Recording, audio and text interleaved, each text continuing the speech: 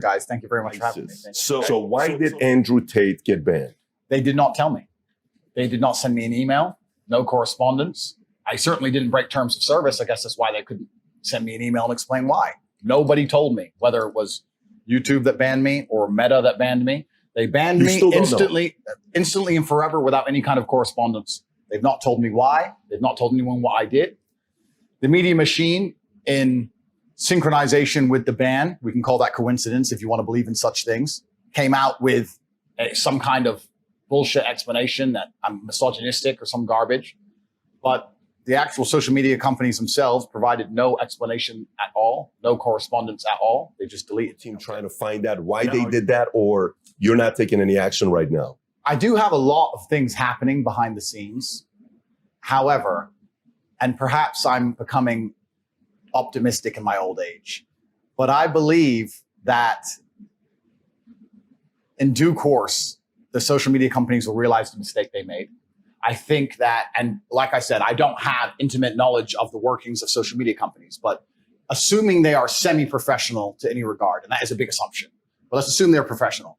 That means that when they ban somebody like me, especially the most Google search person on the planet, they must have teams which are analyzing in real time the response to said action, right? Mm-hmm. They should have people sitting there on the ground analyzing. Now, they attacked me with their media machine because first they shut you up so they can lie about you. So they shut me up. Then they did the massive media push to try and attempt to lie about me. But despite that, the majority of comments regarding me are still positive. The majority of people believe and understand that this ban is unfair. And if these companies have any degree of professionalism, they're analyzing this in real time and they're understanding that this makes us look very bad. People didn't believe the lie. People didn't believe what we attempted to smear this man with. Nobody is buying this narrative. And this is going to have a negative effect on us for a very, very long time, because when you're in charge of the world, which they are, as soon as you're no longer seen as just and fair, you're seen as tyrannical. And once you're seen as tyrannical, then there's going to be some kind of mass movement against you. So if I was a social media executive, I would sit and I would analyze the data and I would say, listen, guys, we will have a monopoly. We want to retain our monopoly. Let's be smart here. Being known as tyrannical amongst the public consciousness across the entire planet is going to make it very difficult for us to hold our monopoly for a longer period of time, as opposed to being seen to be fair. Even if we're biased, we must be seen as fair. Sure. As soon as we're seen as tyrannical, that's when the revolution. Look at Ceausescu. As soon as you're a tyrant, that's when everyone hits the streets. Yep. So I think that if they have any kind of serious data monitoring and if they have any kind of serious business professionalism, they are now talking in dark rooms, understanding that this has played out very badly for them. And if they intend on keeping their monopoly into the future, that they need to change something. Maybe I'm being optimistic, but we will see. Who was the first one to take you off? Meta. Meta was first. So Meta. Facebook, Instagram. Facebook, Insta, bam. Okay. And then it was a domino effect. Yeah. So Meta took me down. So it's quite interesting, actually. I had a YouTube channel for a while. It was never so large. I had 738,000 subscribers. It took me a long time to build it up. I got a strike on YouTube, which prevented me from posting. It's got a strike. No big deal. The next day, Meta took me down, deleted my Facebook and my Instagram. The press came out at exactly the same time in sync, saying that I'm a misogynistic, dangerous person, that I'm harmful, that I am the reason that the world is not a perfect place, world hunger, you name it, all my fault. Attacked me across all of this. And I thought, okay, let me film a message that I can get out on my YouTube, my final message, which I don't know if you guys have seen. I ended up putting on freetopg.com. Let me film my final message explaining how this is unfair and unjust. We filmed it, we produced it, we got it all edited within 12 hours, head to toe ready to go, but we couldn't post it because of the YouTube strike. So we're waiting for the YouTube strike to expire. A few hours before the YouTube strike expires, guess what happens? They banned me from YouTube. Then they banned me from Discord. Then they banned me from Airbnb. They banned me from Stripe. I can't even remember. Airbnb? It was just emails coming in faster than you could believe. Ban. So it wasn't just the socials. Oh, no. The Matrix presses a button, my friend. Yeah. And every app on your phone stops working. Uber. You name it. Uber. Stop. You name it. Wait, you can't use Uber? Well, I can use Uber. You just start a new account, right? But yeah. Oh, sorry, Uber. Catch me. But your main account on Uber was taken. They take everything from you. Everything. Coordinated effort all at once. Coordinated effort all at once. Every single one of them just goes, no. Delete. And they come at you and they come at you with everything. And Stripe. Banks. Payment processing. And banks. UK-based banks as well. High Street, banks. But I can name Santander, HSBC, Barclays, etc. all at the same time. Banks. Oh no, sorry, to change. We've decided because blah blah, some bullshit, some letter, close your accounts. So they take all your banking, they take your payment processing, they take all your social media presence, they take your Discord, they take your Skype, they take all your accounts, your ability to communicate with people, and then they lie about you in the press. And they leave you there. they leave you there to suffer. Precedents. So somebody like you can potentially set a new one against Section 230. Absolutely. I certainly have legal options being explored. And I don't want to say too much on the podcast, but legal options are certainly being explored. We'll see how things progress across the next few weeks. But I have a very strong suspicion I will end up back on the media platforms, or they will offer them back to me. The question now at this point is if I even want them anymore, which is a unique question, because a lot of people still believe that you can only have a significant presence in the world with these social media platforms. That's the source of their power.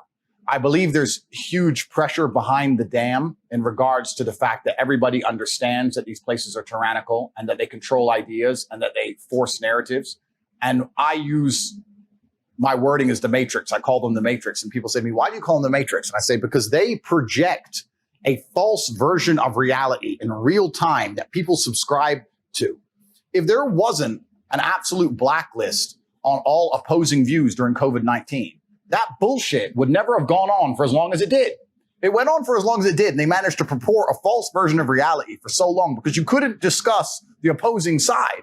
We just talked about our friend here who got banned for saying something very sensible and logical.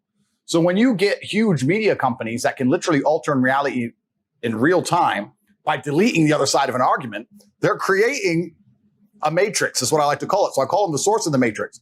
So people understand this, and there's huge pressure behind the dam. But the problem is people say, well, what's the alternative? And I think if someone could pave the way and put a crack in the dam by maintaining massive relevancy despite of a ban and still having a social media platform and presence which is respected on other platforms, I think it's going to do them significant damage. I think the pressure and the crack together is going to create something monumental. And already I've moved to Rumble. I only had 738,000 subscribers on my YouTube after 5 years of work. Post-ban, I moved to Rumble, which is a YouTube competitor. Stock price has gone up 36%, and I'm at 500,000 subscribers in 2 weeks. So I'm about to surpass the size of my YouTube channel within a month. YouTube stock's down, Rumble stock's massively up. So all in all, there's other avenues, but we'll see. I certainly agree with you that what they've done to me is massively unfair. They know it's unfair. I think the reason they didn't send me any email or any confirmation of what I did wrong is because they knew they were going to end up in court, and they didn't want to be tied down to their reason. They want to stay fluid and try and make up a reason on the day. Yeah. I've heard from very reliable sources that their terms of service have changed significantly post my ban. They've made up new reasons. Post ban, they've made up a bunch of new shit. So it's going to be interesting, but certainly, yeah, there has to be legal ramifications for what they've done. I don't take it personally, but I do take it professionally. And you're right. They were wrong. I have no reason to be banned. My Instagram is just cars. Like, it's just cars and a little bit of flexing. There's no politics. There's not even any points of view. I had no strikes, nothing. It's just a hit piece. So they need if there were in general. The system in general. Yeah. I mean, someone compared me to Socrates, which is a compliment, but he was vilified. He ended up poisoning himself in Athens. And the charge against him was corrupting the youth.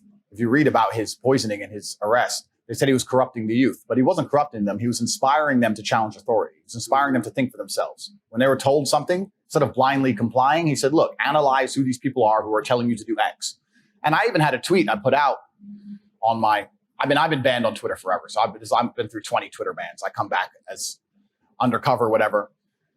But I've been saying I said, if you have a point of view that you are very strong in your adherence to, if you truly believe something, you need to sit and analyze whether it's your own personal experience that makes you believe something, or if someone else or something else has convinced you of this. And if they have, you need to then once again analyze that point of view and analyze who these people are and what they want from you. Do they truly want the best of you? If the news convinces you of something to the point where you're going to argue with your own family members at a dinner table, does the news really care about you more than your family? This is a genuine question. You need to analyze every belief you hold, where it came from, and then analyze what their intentions are. And if you start to do that, you look at something like COVID, for example, it's an easy one. You look at all the bullshit they were saying and you sit here and go, wait, these people don't care about me. If I had diabetes or I needed insulin, or if I had cancer, or if I got in a car crash, anything, they'd be hitting me with medical bills I could never possibly afford. They'd let me die. But they are insisting I take this shot for free on repeat. This doesn't make sense. And when you encourage people to think for themselves, especially the youth, that's what Socrates got accused of. He's corrupting the youth. And to be honest with you, a huge portion of my fan base were 18 to 23, 24-year-old males. When you have the youth, the masculine youth of the world, thinking for themselves, that's pretty scary to authority. Because it's the masculine youth of the world that is, one, the revolutionaries, and two, also, that's the backbone of the slave force. If you need people to go die in a ditch in Afghanistan, you need them. If you need people to work bullshit jobs in a coal mine with no health care, you need them. If you need people to blindly comply to bullshit, you need them more than anybody, more than you need the feminists and the liberals. You need the real men to go out there and comply with the bullshit, to live a shitty existence, to purport and prop up a system. The warrior class. The warrior class, right? And if enough of these men stand in one place and say, this is enough, that's when a revolution happens. So this is the most dangerous group of the demographic that the Matrix and the people are trying to control, and they have to have a narrative over. And that's why they're trying to weaken them in every regard. And when I'm sitting there saying, don't listen to the bullshit, become physically strong, think for yourself, prioritize your brotherhood above what the fucking Matrix is telling you, do not blindly comply, resist the slave mind, all these things I'm saying, they just sat there one day and said, wait, the most popular person on the planet is saying, don't listen to our bullshit. Yeah, so what's actually interesting is, and this is what's really, really important, because it becomes a broader argument than just me and what's happened to me. And I want to make something clear to the social media companies also as a whole.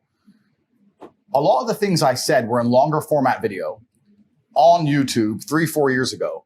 And the way that social media is being produced and also digested has changed significantly in the last year. It's all TikTok, it's all YouTube shorts, it's all Instagram stories. TikTok in real time has destroyed the attention span of billions of people. Have you ever watched somebody on TikTok? How long do they give a video before they get bored? How long? Watch someone. Next time you see someone on TikTok. 2 seconds. Boring. Yeah. Boring. Like, your attention span is gone. You can no longer focus on the real world. You can't focus on anything. ADHD is being developed in real time from these apps, right? So the idea of me producing a 7-8 minute video like I used to, and people consuming all of it and understanding the context is gone. They'll take one few seconds, like me saying I wouldn't administer CPR to a man, for example. And it was actually satire, of course. It's a joke. I talk at length about how that's the part. That's the whole point. It's a joke. But they take that one part, they put it on a TikTok, boom, boom, boom. They add some editing, they remove the tonality, they make it interesting and funny, and it goes viral. That's fine. But the point we now live in a world where anything you ever say can be taken out of context. Anything you ever say can be weaponized against you. And I'm not complaining. I don't believe in complaining. I believe in responsibility. And I'm not saying I didn't say them. I'm not saying I didn't mean it. I'm saying that most of the people who are upset by things I've said have heard a few clips out of context and never actually digested any of my content seriously. You know, because that was part of a very long video. The idea that I would let my brother die next to me, my own brother, or my friend die next to me. Because he's not a hot chick. Because he's not a hot chick. It's asinine.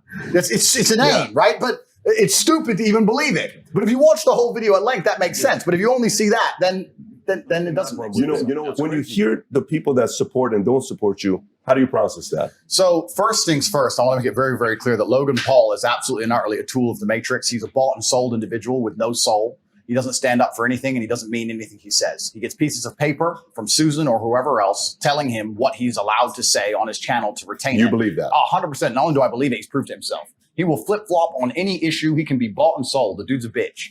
Logan Paul is a bitch, and I will say that here publicly. If anyone wants, I'll fight him for free. The guy's an idiot. No money needed to fight Logan Paul. Logan Paul doesn't believe in any of the things he says. Logan Paul is a man. If you ever were unfortunate enough to consume his content, I get sent clips of it all the time by people mocking him. As soon as something comes out, whether it's Harry Styles wearing a dress, whether it's Lil Nas twerking on the devil, whether it's this, he just sits there and goes, yeah, this is great. Yeah, this is great. He is a talking piece. He is the mouthpiece for the agenda. The people have come along, people who are trying to force a narrative, and they said, look, we need to have some degree of control over the exact demographic that Tate has control over. We're going to use Logan Paul and attempt to use him. And he sits there and just purports the bullshit points of view that the whole Hollywood establishment want him to purport. He doesn't believe in the things he said. He's told what to say. And because he was canceled before and it emotionally destroyed him, He sat on camera crying his eyes out like a little girl instead of being a man about it. He is so fearful of the mob and so scared of being canceled again that he's going to sit there and say anything he's told. He doesn't believe that shit. Before I was canceled, him and his boyfriend Mike did endless videos supporting me, laughing about me, saying how funny I was, tagging me on Instagram, inviting me places, etc. The second I'm canceled, they flip reverse it and shit themselves because they don't want to get canceled too. They are children. That's all they are. So Logan Paul's a bitch. That's the first thing about Logan Paul. And what's actually been interesting about this whole cancellation thing is it hasn't negatively affected me in any serious way because I've been saying on podcasts for years, I know a cancellation is coming. I knew it was coming. I knew that as I got more popular and more powerful to a degree that it was going to come. But what it has done is it has awoken the world, to anyone who's perspicacious enough to pay attention, to learn which individuals out here in the social media space actually have character and believe what they say, and which are completely bought and sold and are tools to the matrix. The people who have decided to stand up for me and say, no, this is bullshit, are people who have, to some degree, credibility. You know, this is people who say what they truly believe. But the people who were totally a fan and then post-cancellation shit themselves in 180 and to get a new piece of paper to talk from, that should tell out the public out there exactly who's controlled and whether these people have a genuine narrative that they're trying to report on the world. And it's interesting. Logan's one of them, and there's a few others. But I'm glad it happened just for that alone, because it's actually very clear. If you go to Logan Paul's last podcast where he's discussing me, all of his fans, and we'll talk about fans and viewers in a minute because I think they're very different things. All of his fans, which he has none of, all of his viewers are sitting there insulting him, saying, bro, you're a fucking bitch. Like everyone, all of his own watchers are calling him names because it's so transparent and so obvious what he's doing. Fans versus viewers. Fans versus viewers, very different things. So he doesn't have any fans. He has viewers. And Susan and the Matrix and the people in charge of social media companies are like, okay, we've set our media machine. Let me ask you guys questions as professionals. Let's assume, as professionals, let's assume what I'm saying is correct. Let's assume that the social media companies, when they banned me, set their media machine to all release thousands of news articles at the same time, trying to convince the world I'm an evil man. If they had that degree of power and influence, which I think we can all probably agree they do, don't you think they'd take their number one talking piece to the demographic, which is my fan, and give him a piece of paper and tell him what to say? Does that not make sense? Does that make sense to say, well, we told all the news to say Tate's bad, and all of his fans are 18 to 25-year-old men. Who do we have on YouTube who obeys us like a little cuck who speaks to 18 to 25-year-old men? Logan Paul. Okay, Logan, here's your piece of paper. Do you want to get canceled again, Logan? No, you don't want to get canceled, do you? No, Mom. You're saying a call like that was made? 100%. The dude's a bitch.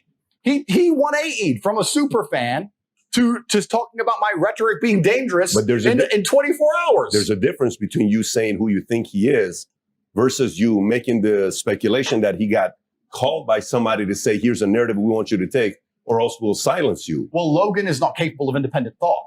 So if someone didn't give him the narrative, he didn't think it up himself. The dude's an empty vessel. He says what he is told to say. Somebody, somewhere, told Logan what to say and what stance to take. We can argue whether it was a social media company, whether it was his manager who was fearful, whether whatever. But somebody sat with Logan and said, look, Tate's getting a lot of smoke. You were cool with him. Your boyfriend Mike was cool with him. He's getting a lot of smoke right now. You're going to bitch out. And he sat there and said, yes, sir. Yes, I will. Because he has no character or no integrity. If it was all the other way around, let's imagine he was getting canceled and I truly believed it was unfair, I'd sit there on my own platform and say, this is bullshit because I'm not bought, sold, and owned. He's an owned individual. So he's always going to say what he is told to say. He's always going to sit on podcasts, speaking to the youth, promoting Harry Styles wearing a dress, saying that it's great that Lil Nas twerks on the devil in real time for our children to digest, and then say, I'm dangerous to the youth, because that's what he's been told to say. Logan Paul has absolutely no capability for independent thought. He has no character as a man. That's who Logan Paul is. Now, you said he got canceled in the past. I don't think he ever got canceled. I think his channel was demonetized for 90 days, but they kept all his stuff up. He was never taken fully down like you were fully taken down. They just kind of demonetized. This is for the Japanese. This is when he did the Japanese video where apparently he went to a place where you commit suicide in Japan. Right. Yeah, I'm not completely familiar with the absolute mechanics of its cancellation. All I do know is that he cried on television repeatedly. So the dude was obviously emotionally affected by it and is fearful of it. And when someone is scared of something, that's the tool you use to manipulate them. Well, he is scared of being canceled. And you're right. He was younger at the time. I would like to think that Patrick has been through a much harder situation in his life at younger than 23 than cancellation and wasn't crying his eyes out like a little girl. So the dude's obviously emotionally soft. He needs them. And the reason he needs them is because Logan Paul doesn't have fans. He has viewers. And that's what's actually been highlighted to me significantly since my banning that there's a massive difference between those two things. Logan Paul is a person who needs the platforms and needs the algorithms, and people will watch him, but they will sit there and most of them will call him names, but he will have views. That is different than having fans. When you have fans, look at me, for example, when I got canceled, they say, where's Tate? Where is he? I'll go anywhere he is. I'll download any app. I'll uninstall the other apps. I'll take his content and post it on the platforms they don't want him on. Where is Tate? That's a fan. And that's different. When you only have viewers, you need the algo. Yeah. I don't need the algo. As long as people know where I am, they're going to come. And it's a completely different scenario. Whose playbook you think he's following? If you were to say, because isn't that the Hollywood playbook? Like you follow that playbook, and as long as because that's what you're speculating. He's following the playbook of, you follow our narrative, we're going to give you the world. I think that since the dawn of human time, anybody who had power understood that it was a particular demographic which is going to become dangerous to their power mechanism in the future. It's not a new idea. The idea that the Romans would conquer a Greek city and kill all the boys and all the military age males, it's always been the same, right? Who's going to cause us trouble if we want to hold this city? These guys. We'll get rid of them. So nowadays, I think what they're trying to do is neuter this class. They're trying to neuter this class by affecting them mentally and affecting their mindset and affecting their ability to think critically. And if you neuter this class, you're far less likely to have a revolution when you do something crazy. Like, I don't know, like, for example, imagine for 2.5 years, you wanted to lock everyone in their houses because of the common cold. Let's imagine you were going to do something tyrannical. You would want to ensure that this class of individuals were so busy concerned with either being depressed or jerking off or being physically weak or distracted, so they didn't all stand up and go, wait, this common cold can't hurt me. And I just started my business and I ain't going bankrupt for this shit. They don't want that. So they're trying to neuter a certain class of people. I don't really want to talk too much in depth about who I think they are because I'm trying to stay alive and I would never kill myself. But it's certainly happening. And I think anybody with a brain can see the narrative is out there, and the narrative is being purported and accelerated by all mainstream media channels. And people who are allowed to have a platform, such as Logan Paul, have sold their soul, cut their dicks off, and they sat there and say, yes, I will say what you tell me to say. Please don't cancel me. I am a fearful individual. The dude is a punk. And if he ever meets me in the cage, I will destroy him in real time for free. And he knows that. What about the brother? Well, Jake, at least, well, this is the interesting thing about those two, right? Because me and my brother have become the most famous brothers on the planet. So there's also a degree of jealousy involved. I was just going to ask that. You get the Tate bros and the Paul brothers, and it's like this balance of power that's being shifted, and this completely sort of this dance that's happening. It's interesting, right? Because you had the Disney brothers, the Disney brothers, who gained a bunch of power and notoriety, and they were the most famous brothers on the planet, and they've now been usurped by my brother and I, who come from a very unfortunate background and grew up on the street and did everything ourselves. And obviously, the youth of the world today have an affinity and feel a synergy with us that they don't feel with the Disney brothers, because the Disney brothers had a very easy, privileged life. You know, they grew up relatively easily and privileged. If you get a Disney contract, then you become a YouTuber. You've never really known struggle. I mean, you've had it pretty good. So there's a degree of jealousy involved. Jake at least stood up for free speech. Jake has said some negative comments about me. I've said a few negative things about him. But I have nothing personal against Jake. And also, I find it interesting that Jake and Logan are not even that close. They may pretend to be. Obviously, they're brothers. But Jake and KSI have beef. They're literally trying to hurt each other. Logan is KSI's best friend. When you ask Logan who would he choose between KSI and his brother in a boxing match, he's like, oh, I don't know, man. He can't even choose his own flesh and blood over some fucking dude he met. Their whole relationship is weird. If you insult my brother or you have any kind of problem with my brother, you have a problem with me. That's on site permanent. Like, me and my brother are like this, but they're not like that. They have this weird relationship, and they've slept with each other's girlfriends and a bunch of weird shit. So I don't know what's going on with them. I understand what you're saying, but I would disagree. And the reason I would disagree is because that requires a degree of thought and intellect that Logan Paul does not possess. You think he's an idiot? No, I know he's an idiot. He's not thinking that far ahead. He's literally, someone has told him, say this, and he says it. It doesn't matter. And it's not just me. There's been loads of examples, and I put it on my podcast on Rumble, where we went through all the times where something came up, some controversial subject that people were discussing, is this good for the public consciousness? And the answer was always basically no. Is this necessary for children to be consuming? The answer was always basically no. But it was purported by the Hollywood elites, and Logan was always the number one person sticking up for it. He is bought and sold by somebody, whether his management team, whoever they are, they think it's good for him to act this particular way. He does not think for himself. He says what he is told to say. But isn't that Hollywood in general? Completely. Right? The Matrix. Exactly. The Matrix. So we agree. The Matrix. The agents of the Matrix. Some minds are not ready to be free. And those who are not ready to be freed are going to sit there and they're going to defend the system. What does Morpheus say himself? He's sitting there defending the system. Logan Paul is going to sit and pretend that the world is going to be a better place if you remove all opposing ideas. And he's going to sit there and say that because he's a moron. Anyone with a brain understands if you care about your children and your children's children, they need to live in a world full of healthy competition, exactly as you said. As soon as you remove all opposing viewpoints or all competition, you end in tyranny. And anyone with a brain will sit and say, if he had any kind of character, he'd say, I completely do not agree with what Tate says. However, deplatforming is wrong because of X. He doesn't have to talk about me or what I've said. He can sit there and say, no, deplatforming is wrong because we need to have opposing viewpoints, opposing ideals. Idea A, idea B, the truth is perhaps in the middle. He has no intellect. You He's can no disagree with somebody. He can't do that. He's not smart enough. Yeah. Tate's bad today. Okay, tell me when he's good again. He's a bought and sold individual. When my hero arc completes, because we're at a transition stage, when my hero arc completes, and much like Batman, people understand that we thought he was the bad guy, but we realized we needed him. And when I come back to save Gotham and the hero arc completes, you'll see him and his little boyfriend back on Instagram saying, Tate's funny, and swap again because it's allowed. That's all he is. He's That's your prediction for him. Not prediction, it's absolute matter of fact, especially it also couples in with the fact that he's extremely jealous of my brother and I's success because my brother and I's success is not based on the same successes that he enjoyed. His success is based on being a clown. That's why he has viewers. He puts on a Pokemon suit and he jumps around like a clown. He doesn't sit there and give ideas or say things that make people think to the point where they genuinely resonate with your mindset. He's not intelligent enough for that. He's a performing clown as opposed to a philosopher. So they're different opposite things. And he knows that and it upsets him. He can't sit in front of a camera by himself and say words that are going to inspire the crowds of any city in the world to shout your name. If I were to walk through Madrid right now, there would be young people shouting my name. Top G, Top G. That's because of what I say. Mm-hmm. He puts on a Pokemon suit and does a dance. He's an entertainer. He's not a thinker. Did we not just have that conversation yesterday? What do you say to the people who hear this stuff and they say, dude, this guy's out of his mind? I will tell them. I will say that they are a product of the modern world where sensationalism gets clicks, where nobody has an attention span, and where they've taken long format content, completely removed all context, and they're now watching something they don't completely understand, along with groupthink, along with group psychosis, along with the idea that it's cool to hate Andrew Tate. They are now saying that I'm the worst man in the world. I can explain each and every one of these sentences, and with explanation, people will understand that I'm not some evil psycho. There's endless videos on TikTok of people going up to women on the street going, what do you think of Andrew Tate? And half of them actually say, we love Andrew Tate. I'd love to date a man like Andrew Tate. He's the kind of guy I like. The girls will say, I hate him. They say, why? He says, he talks bad about women. And then they say, what does he say bad? Every single one of them goes, I can't remember.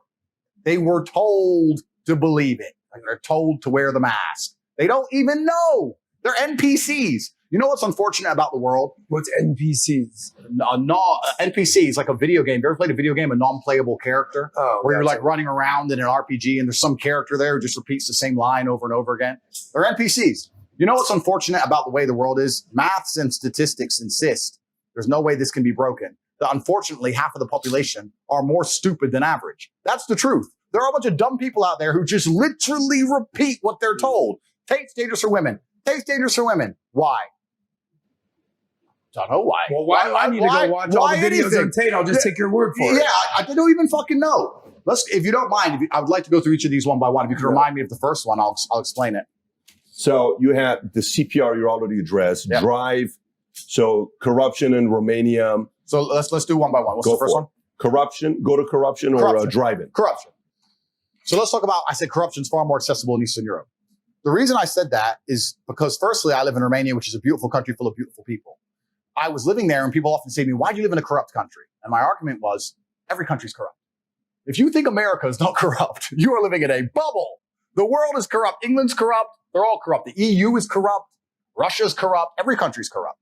I would rather live in a corrupt country, considering that they're all corrupt, with corruption that's more accessible to myself, than in a country where they're going to pretend there's law and order unless you reach a certain level, and then you can access the corruption. I'll give you a very simple example.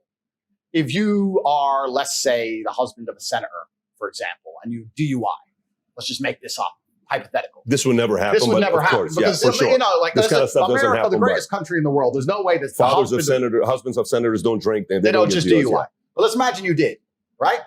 In America, you get off with it scot-free.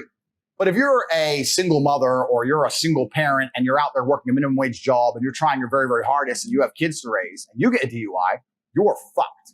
Now, I think it's kind of unfair that the corruption limit in a rich country, in this hypothetical super rich country, means that people at the absolute elite can do whatever they want and nobody else has access. I'll give you another example. Let's imagine you're in Serbia. Same scenario. You're a senator's husband and you get caught with a DUI. Of course, nothing's going to happen to you. But you're a normal person, you get caught with a DUI. Bro, I've had a hard day at work. I know I'm over the limit. I'm sorry. Here's $50. I'm sorry. I'm just going to drive straight home. All right, cool. Go home. Bam.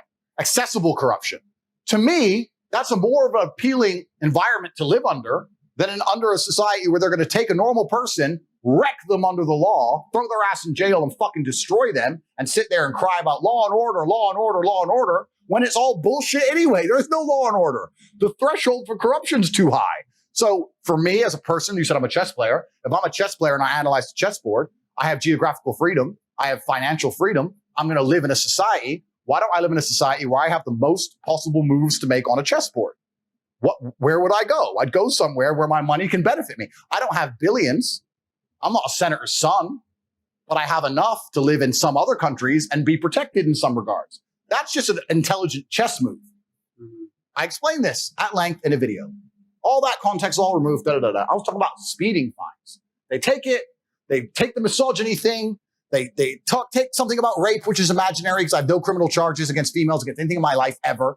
They put it together. They take in the corruption from Romania. They throw that in. They whip it up, and they throw it out to the world.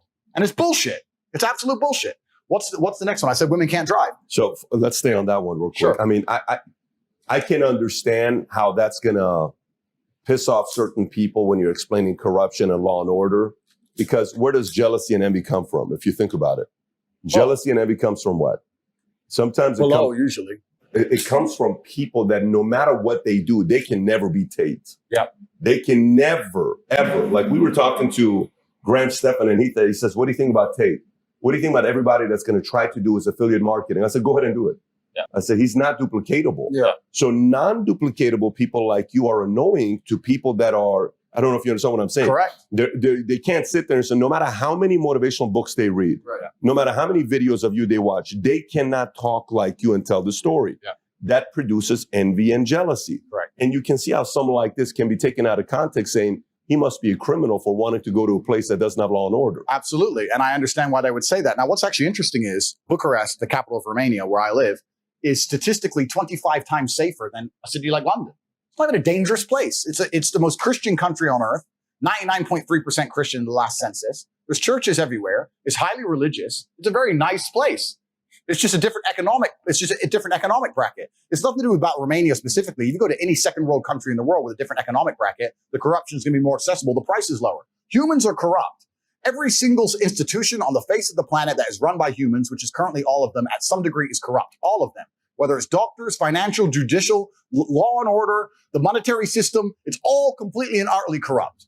And to sit here and believe that any of them are just and fair, I think we've just learned in the last few years that we can see that even simple things like keeping people alive, even medicine is completely corrupt from head to toe. All of it is. So you have to understand that. And then you have to look at the chessboard and go, okay, if it's all completely and utterly corrupt, and I understand that there are certain people who get to play the game on cheat mode. Do I want to be able to play the game on cheat mode if I'm going to try and be the best version of myself? Well, yes, I could possibly do that in Nigeria. I could play on cheat mode. I could possibly play on cheat mode in Croatia. I could possibly play on cheat mode here. Here, I have to stick to the rules. If I have to obey the rules of chess against a person who can move their pieces however they want, I'm going to be perpetually crushed for eternity. So it makes that's just smart business sense to me to sit there and go, you know what? Fuck it. Let's change the board. Let's move it out. Let's reset up the pieces and let's play this way. And this is nothing specific with the country I live. I have absolute respect for the country I live. This is just human nature. This is the nature of systems and how they work and the nature of the first world, second world, third world. This is just how the world works. So I say these things and people want to sit here and try and they mix it up. They take that and they try and mix it up with some girl shit and try and pretend I'm not talking about basic things like speeding fines.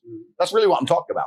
And we can have a long, detailed argument about how corrupt America is, but I like to think that most people with a brain understand the kind of shit that's going down in America. So America's absolutely corrupt as well. It's just a corrupt world. That's When's humans. the last time you lived in the States?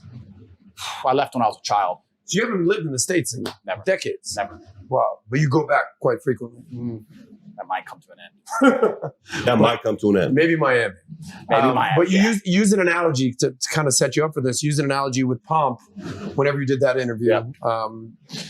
You said, listen, if you two basketball teams, you play a pickup game for $10,000, no referees, no judges, no nothing, just go for it, guys. Do you think there'd be any cheating going on? Fuck yeah. Yep. Of course. Yep. So now, what was the analogy or the metaphor that you made for government and systems? So I said, to that? So I say, if you accept that in a basic pickup game of basketball for $10,000 without referees and judges, humans are going to naturally avert to cheating to make sure they win. Do you think the people who are in charge of the world for the power and control of the entire populace and all of its resources are not going to consider cheating to win? You think it's not going to cross their mind to just go, you know what, let's just change this little bit? I was thinking. You're going to sit there and believe, no, it's fair. Nothing is fair. Nothing has ever been fair. If you've lived a life of genuine hardship, the first thing you will learn is that nothing is ever fair. I've never seen a fair fight on the street.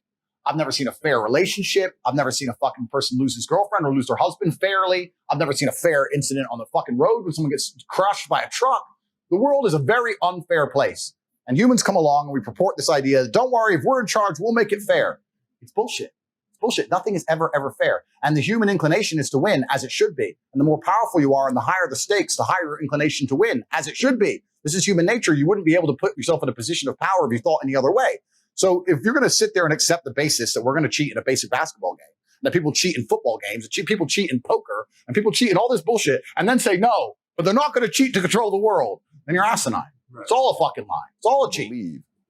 There is a level of corruption going on in the government. Well, then you say that, but anyone who ever advocates for more government or more law, whether they believe there's corruption or otherwise, are acting adverse to the truth, right? If you believe an institution is corrupt, and then you say, I want them to have more power, well, then what? So you have to look at the people who are always advocating for more law. Those people who are advocating for more law or stricter controls, to a degree, are on the side of a corrupt institution. And it's actually very difficult because we need laws. Nobody wants to live in a failed state without law. Of course, humans need laws completely.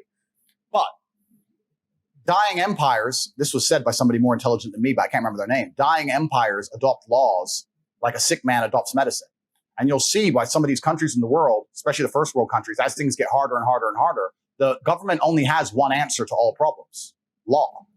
Energy crisis is out of control. You do need law and order, though. You need law and order. Of course you do. Order. Absolutely you do. But I'm saying that you get to a point where you end up, you wonder how you end up in a tyrannical society, or you wonder how you end up in a society where it's so hard for the average person to survive against the law itself. Because when something bad happens inside of a first world nation, the first answer is just create more law. There's an energy crisis, make more law. There's too much crime, make more law. Inflation, make more law. More law, more law, more law. Print more laws, print more laws, print more laws. You end up with a book of law like this, and it can be thrown at anybody at any time. And this is what's actually interesting about some societies in the world. I live in a country, Romania, which is one of the poorest countries in Europe. It's a homogenous society, but it's very poor. The police drive Dacias that can't go more than 65 miles an hour. Underfunded police force. There's no crime. There's not this big, huge book of law. It's just don't kill anybody, don't be an idiot, and just live your life. It's pretty normal. And it's like that in many places in the world. But in other societies and other empires, they're like, no, we need a law for everything. A law about how you use your telephone, a law about how you listen to the radio, a law about how you do bank transfer, a law about this, a law about law. And to a degree, it ends up sooner on a long enough time frame. If you're going to make new laws every single day into eternity, where are you going to end up? Is that just because Romania just trusts Judeo-Christian values and that's just sort of how they abide? I'd like to think it's that innocent, but I think a lot of it is also down to enforcement. I don't think they have the mechanisms to enforce laws, so they don't pass them. Whereas in other nations, they have the mechanism to enforce the law, so they pass them. So, but my point is, if I lived in a nation where they're printing 5,000 new laws a week, I know that's going to end up in tyranny. Regardless, sooner or later, if you're going to make new laws every fucking day, sooner or later, it's going to be impossible for me to go outside my house. But that's it. And you end up in a society where that actually literally came true in certain states in America. You couldn't leave your fucking house. That's what happens.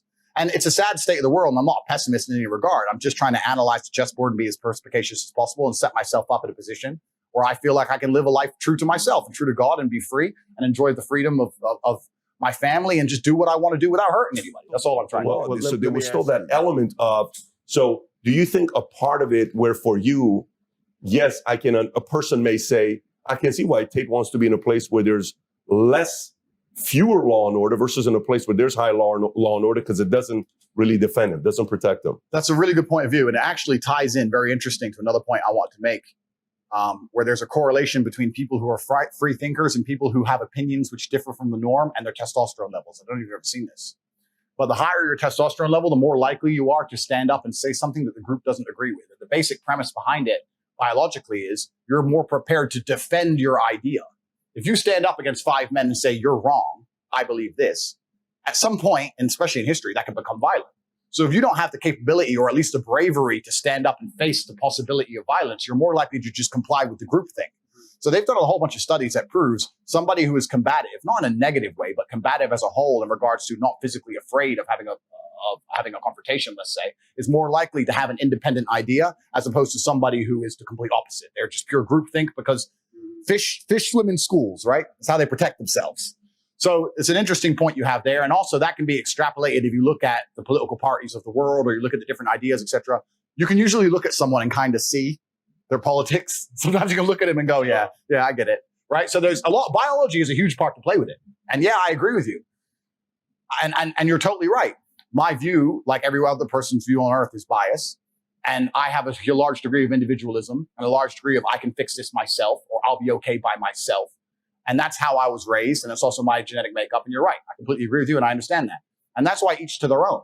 I'm not saying everybody should decide to go move to Serbia because you're right. There's mobsters in Serbia that will take advantage of a whole bunch of people completely. But for myself and my own personal chessboard, that's how I've set up life. And that's why the students who follow me and the kids I talk to, I say, listen, life is extremely difficult as a man. It's very fucking hard. There is no way I can tell you to win unless you're a top tier man. I can't sit here and give you a cheat code that allows you to stay a loser and win. I can only tell you what I've done. I became extremely wealthy. I became extremely capable. I became extremely smart. I developed a vast network of individuals that nobody wants to mess with. And I set up a life that makes me difficult to damage. That's what I did. You're saying, how can I comply, and stay weak and stay stupid and be safe from tyranny? And I say to you, you can't do that. That's why I teach the tenets I teach. And that's also why I think they find me so threatening, because I'm teaching people to do exactly that. I say, listen, there's no strength of mind or strength of opinion without strength of body. First thing you need to do is go train. Don't care what you think. Don't care what you think. Too small. First thing you need to do is go train. That's number one. If you think 2 + 2 is 4, and I think 2 + 2 is 5, and we're going to argue this to the end, it's going to be 5. So you better go do something. Newsflash. 2 + 2 is 5 now. That's the reality, but that's the reality of Earth, right? And I teach kids this reality. I teach men this reality. And by even doing basic things like teaching young men to go and be strong physically, which is, I'd like to think we live in a world where that's all seen as a good thing. There are people in the world who sit there and go, wait. Making them physically stronger is going to affect our ability to change the narrative in their minds in real time with our matrix programming. That is negative. Do you think there's wisdom in not saying everything you're thinking about? So, for example, Logan's going to have a big following that's going to say, well, he's wiser than you, Tate, because look at you now. You got banned and he's not. You're smart. He's wise. He knew what his limits are because he knows at what levels somebody is above him and He knows how to handle that versus you can't control your thoughts and you say whatever that's on your mind. That's what got you in trouble. Hence, Logan is wiser than Tate. Interesting point. And I would actually agree with that point because as much as people think I'm speaking my mind, trust me, this is 20% of the things I think. There are limits to the world and there's times to say them, there's times not to say them. However, I feel a duty that Logan doesn't feel, and the duty is to my children's children. And I believe certain things need to be said, and it goes beyond just trying to keep my YouTube channel. I have a duty. I have a sense of duty, which is he doesn't feel. He doesn't care. He will say anything that's said, and he will allow anyone to get banned. He doesn't give a fuck as long as he gets to continue on his channel. Please don't delete my channel. I need to be a clown on this channel. That's all he cares about. I care about the world as a whole. I don't give a fuck. I don't care if they delete me for everywhere. I don't care if I go missing from all of social media forever. I don't care. I have money. I'm fine. I'll go to the mountains. I'll take my car. I'll chill. I have a good life. It doesn't matter to me, right? We have different objectives. So yeah, if my objective was primarily number one concern, keep YouTube, then of course I'd talk differently. But that was never my objective. So people will argue he's smarter. I would just argue he has far less important intentions. And I'll argue that he has less moral character and he's quicker to sell out. A lot of the things I say, I'll also be honest, a lot of things I say, I really don't think were bannable offenses. I just think I said things that got so popular. I don't think it's the things I said. I think it's how many times they were listened to.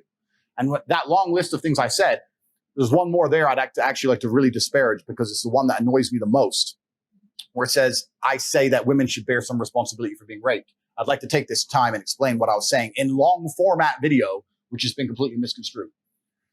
I was talking about a girl. I was having an argument with a feminist, and she was saying that we need to teach men not to rape.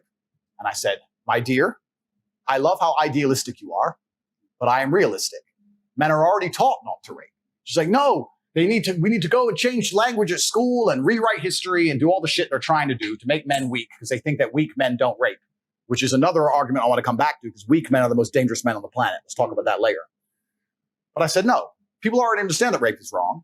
Unfortunately, human nature, some people don't care about doing wrong things. We should teach people not to steal, but they still steal. Would you agree that everyone says don't steal? The Bible says don't steal. The Quran says don't steal. Schools say don't steal. Everyone says don't steal. People still steal. So if I were to take $1 million in cash and walk down the street at night in the worst part of town holding it, to a degree, I would have some responsibility. When I got robbed, the police would come and say, why did you do that? People would say, Andrew, why did you do that?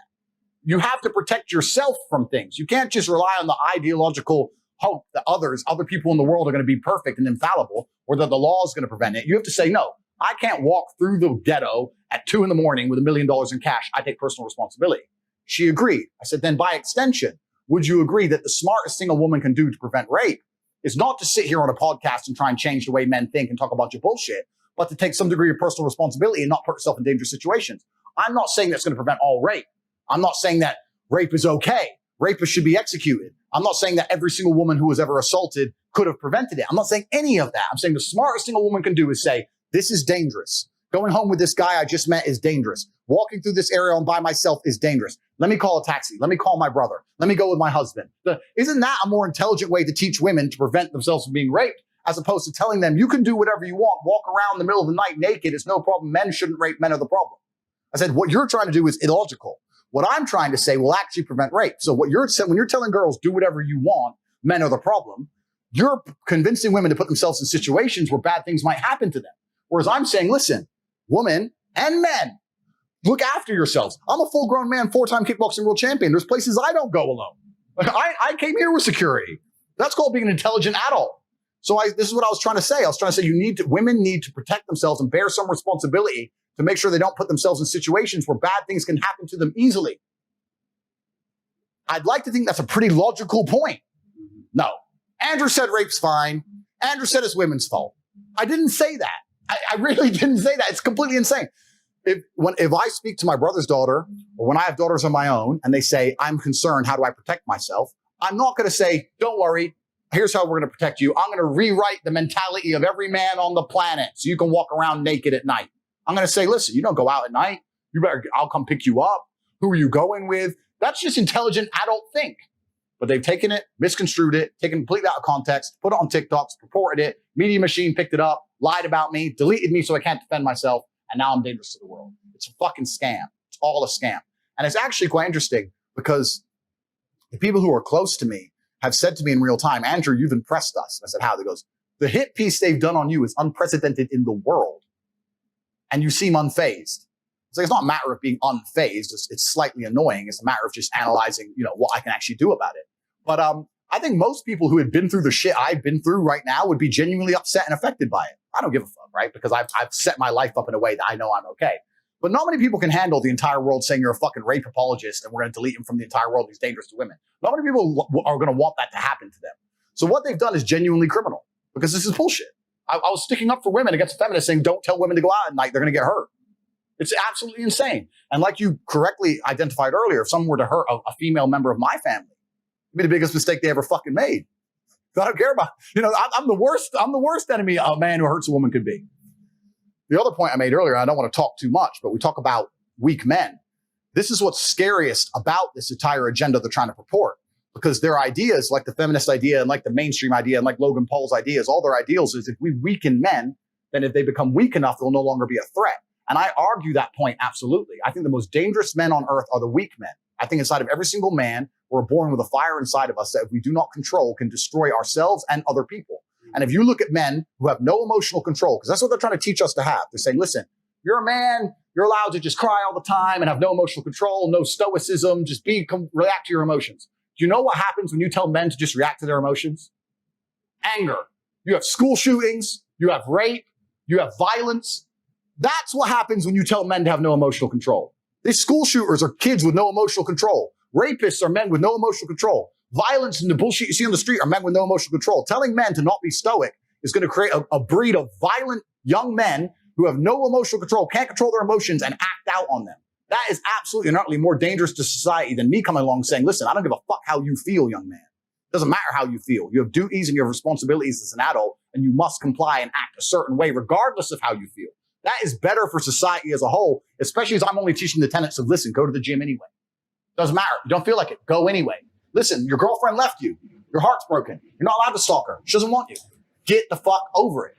What I'm saying is good for the world. They're saying, no, act out to your emotions. Cool, you're creating stalkers, rapists, and school shooters. These people are fucking dangerous. Feminists left, all that stuff. Why do you think your messaging got so viral? Well, this is the interesting thing, because I didn't put a magic spell on the world. I'm not a magician. You're right. There's obviously a market for what I say. People talk about how I became the most viral person on the planet. I'll argue the point. Not only did I become the most viral person on the planet, I did it while being heavily shadow banned. They've known about me for a while. They've been trying to shut me up for a while. I've been shadow banned forever. So I became the most viral person on the planet with all the algorithms working against me. Unlike people like Logan who have all the algorithms working for them, against me. Because I'm resonating with people who are sitting there going, finally, this makes sense to me. This is how I feel inside. And this guy's finally talking about it. Everything else I consume is telling me to do things that just don't resonate with my truth. I'm only saying things that people agree with. So to chop my head off and try and delete me is asinine in and of itself, because there are billions of people out there, millions of people out there who feel the exact same way. This is what I was saying earlier, because, and once again, I'm assuming the social media companies have intellect and people who work for them who are intelligent. If they were smart, if I was a social media company, I would have come to me and said, listen, I would have had a board meeting and said controlled opposition. And I would have come to me and said, Andrew, you have to correct your message. We don't want to delete you. We don't want to be censored. You have to say this way, this way, today, and slowly perhaps taper me down on certain subjects. That would have been smart. You think if they would have come to you and said, completely. Listen, we've been following you, buddy. Here's what we'd like. And I would also talk to them and say, listen, I understand I'm now the most viral person on the planet. I have to take responsibility for the things I say. The way I say things for a video that gets 300 views is different than the way I say things for a video that gets 3 million views. I respect that. Let's have a conversation. I'm not a loose cannon. I'm a logical actor. They could have done that, but they were emotional. Instead, they martyred me and chopped my head off. But that doesn't change anything, because there's millions and millions and millions of young men who think the same way I think. There are millions of young men out there who don't want to wear makeup, who don't want to put on a Pokemon suit and be a clown like Logan Paul, who don't want to take transgender blocking drugs, who don't want to assign themselves to any kind of feminist ideals, who don't want to chop their dick off, who just want to grow up, go to the gym, get strong, be respected, make money, have a beautiful girl and a sports car. There's millions of men who want that. And I speak to those men, and most they think men want that. And they think by chopping my head off, those men are going to want something else, because they'll get rid of me and they'll put James Charles in front of them and say, no, foundation reviews. It ain't going to work. They don't want foundation reviews. It's not what they want. No. And it's truly crazy. They think that's going to work in and of itself at all. You don't think it's going to work? I think I've proven that it's not going to work. What's actually the most upsetting is this. I find it extremely hypocritical. And of all the things in the world, my pet peeves, the things that annoy me most are hypocrites. I find it extremely hypocritical that the system itself pretends it gives a shit about men's mental health. It will sit there and pretend it cares about all the men out there who are depressed, struggling, sad. But when I come along and tell them the only way I've ever found personally to be happy and contented, because I can only talk my personal story, is to become a man of status, to become successful, to go through pain, to use my trauma, to use the bad things that happened to me, to galvanize myself against attacks from the Matrix, as I've just proven I can easily weather. When I talk about men's mental health, they delete me. I thought you gave a shit about men's mental health. I'm the most popular man on the planet, and 90% of my content is not even about women. It's motivational and antidepressive. And you're going to sit here and delete me saying that I'm bad for women. What about men? I thought you gave a shit. All of a sudden, you don't give a fuck anymore, right? Just delete him. Who cares? I had a man message me. A man emailed me saying that he was going to kill himself. I get about 10,000 emails a week. I don't answer all of them, but I answer some of them. This guy, his email was so short that I believed him. Subject was, I'm going to kill myself. And the thing is, I know you won't reply. I'm going to kill myself. I don't know what to do. That was the email. And I sat there and said, listen, my friend, I get a lot of emails. I don't know how serious you are. I want you to make me a promise.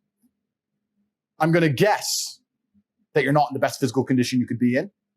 I want you to make me a promise that you're going to get 6-pack first and send me a picture of you with a 6-pack. And if you still feel like killing yourself after that, I don't know you. I can't tell you what to do, but I want you to get a 6-pack first. Email me back. We start going back and forth, et cetera, et cetera. I convinced him to get the gym. I said, get a 6-pack, see how you feel. If you still feel like killing yourself, then I'm not telling you to kill yourself. I'm telling you that's what I would recommend. Start training. By the time he started sending me physique updates of him in a better condition, he started sending me huge emails of apology and thank you, saying you saved my life. I can't believe I was thinking of killing myself. You can't believe he changed. If that man would have emailed Logan Paul, would Logan Paul have given a fuck? He would have ignored the guy. You think he answers a single fucking email? He doesn't give a shit. All these fucking media figures, all these people who are good for the system, who are dancing on the devil and fucking sitting here talking about dangerous rhetoric and all the other bullshit. You think they'd fucking answer an email? They don't give a solitary fuck about the young men of the world. They would have left that man to die. And even if they would reply to him, what advice would they give? Go take antidepressants and watch my YouTube.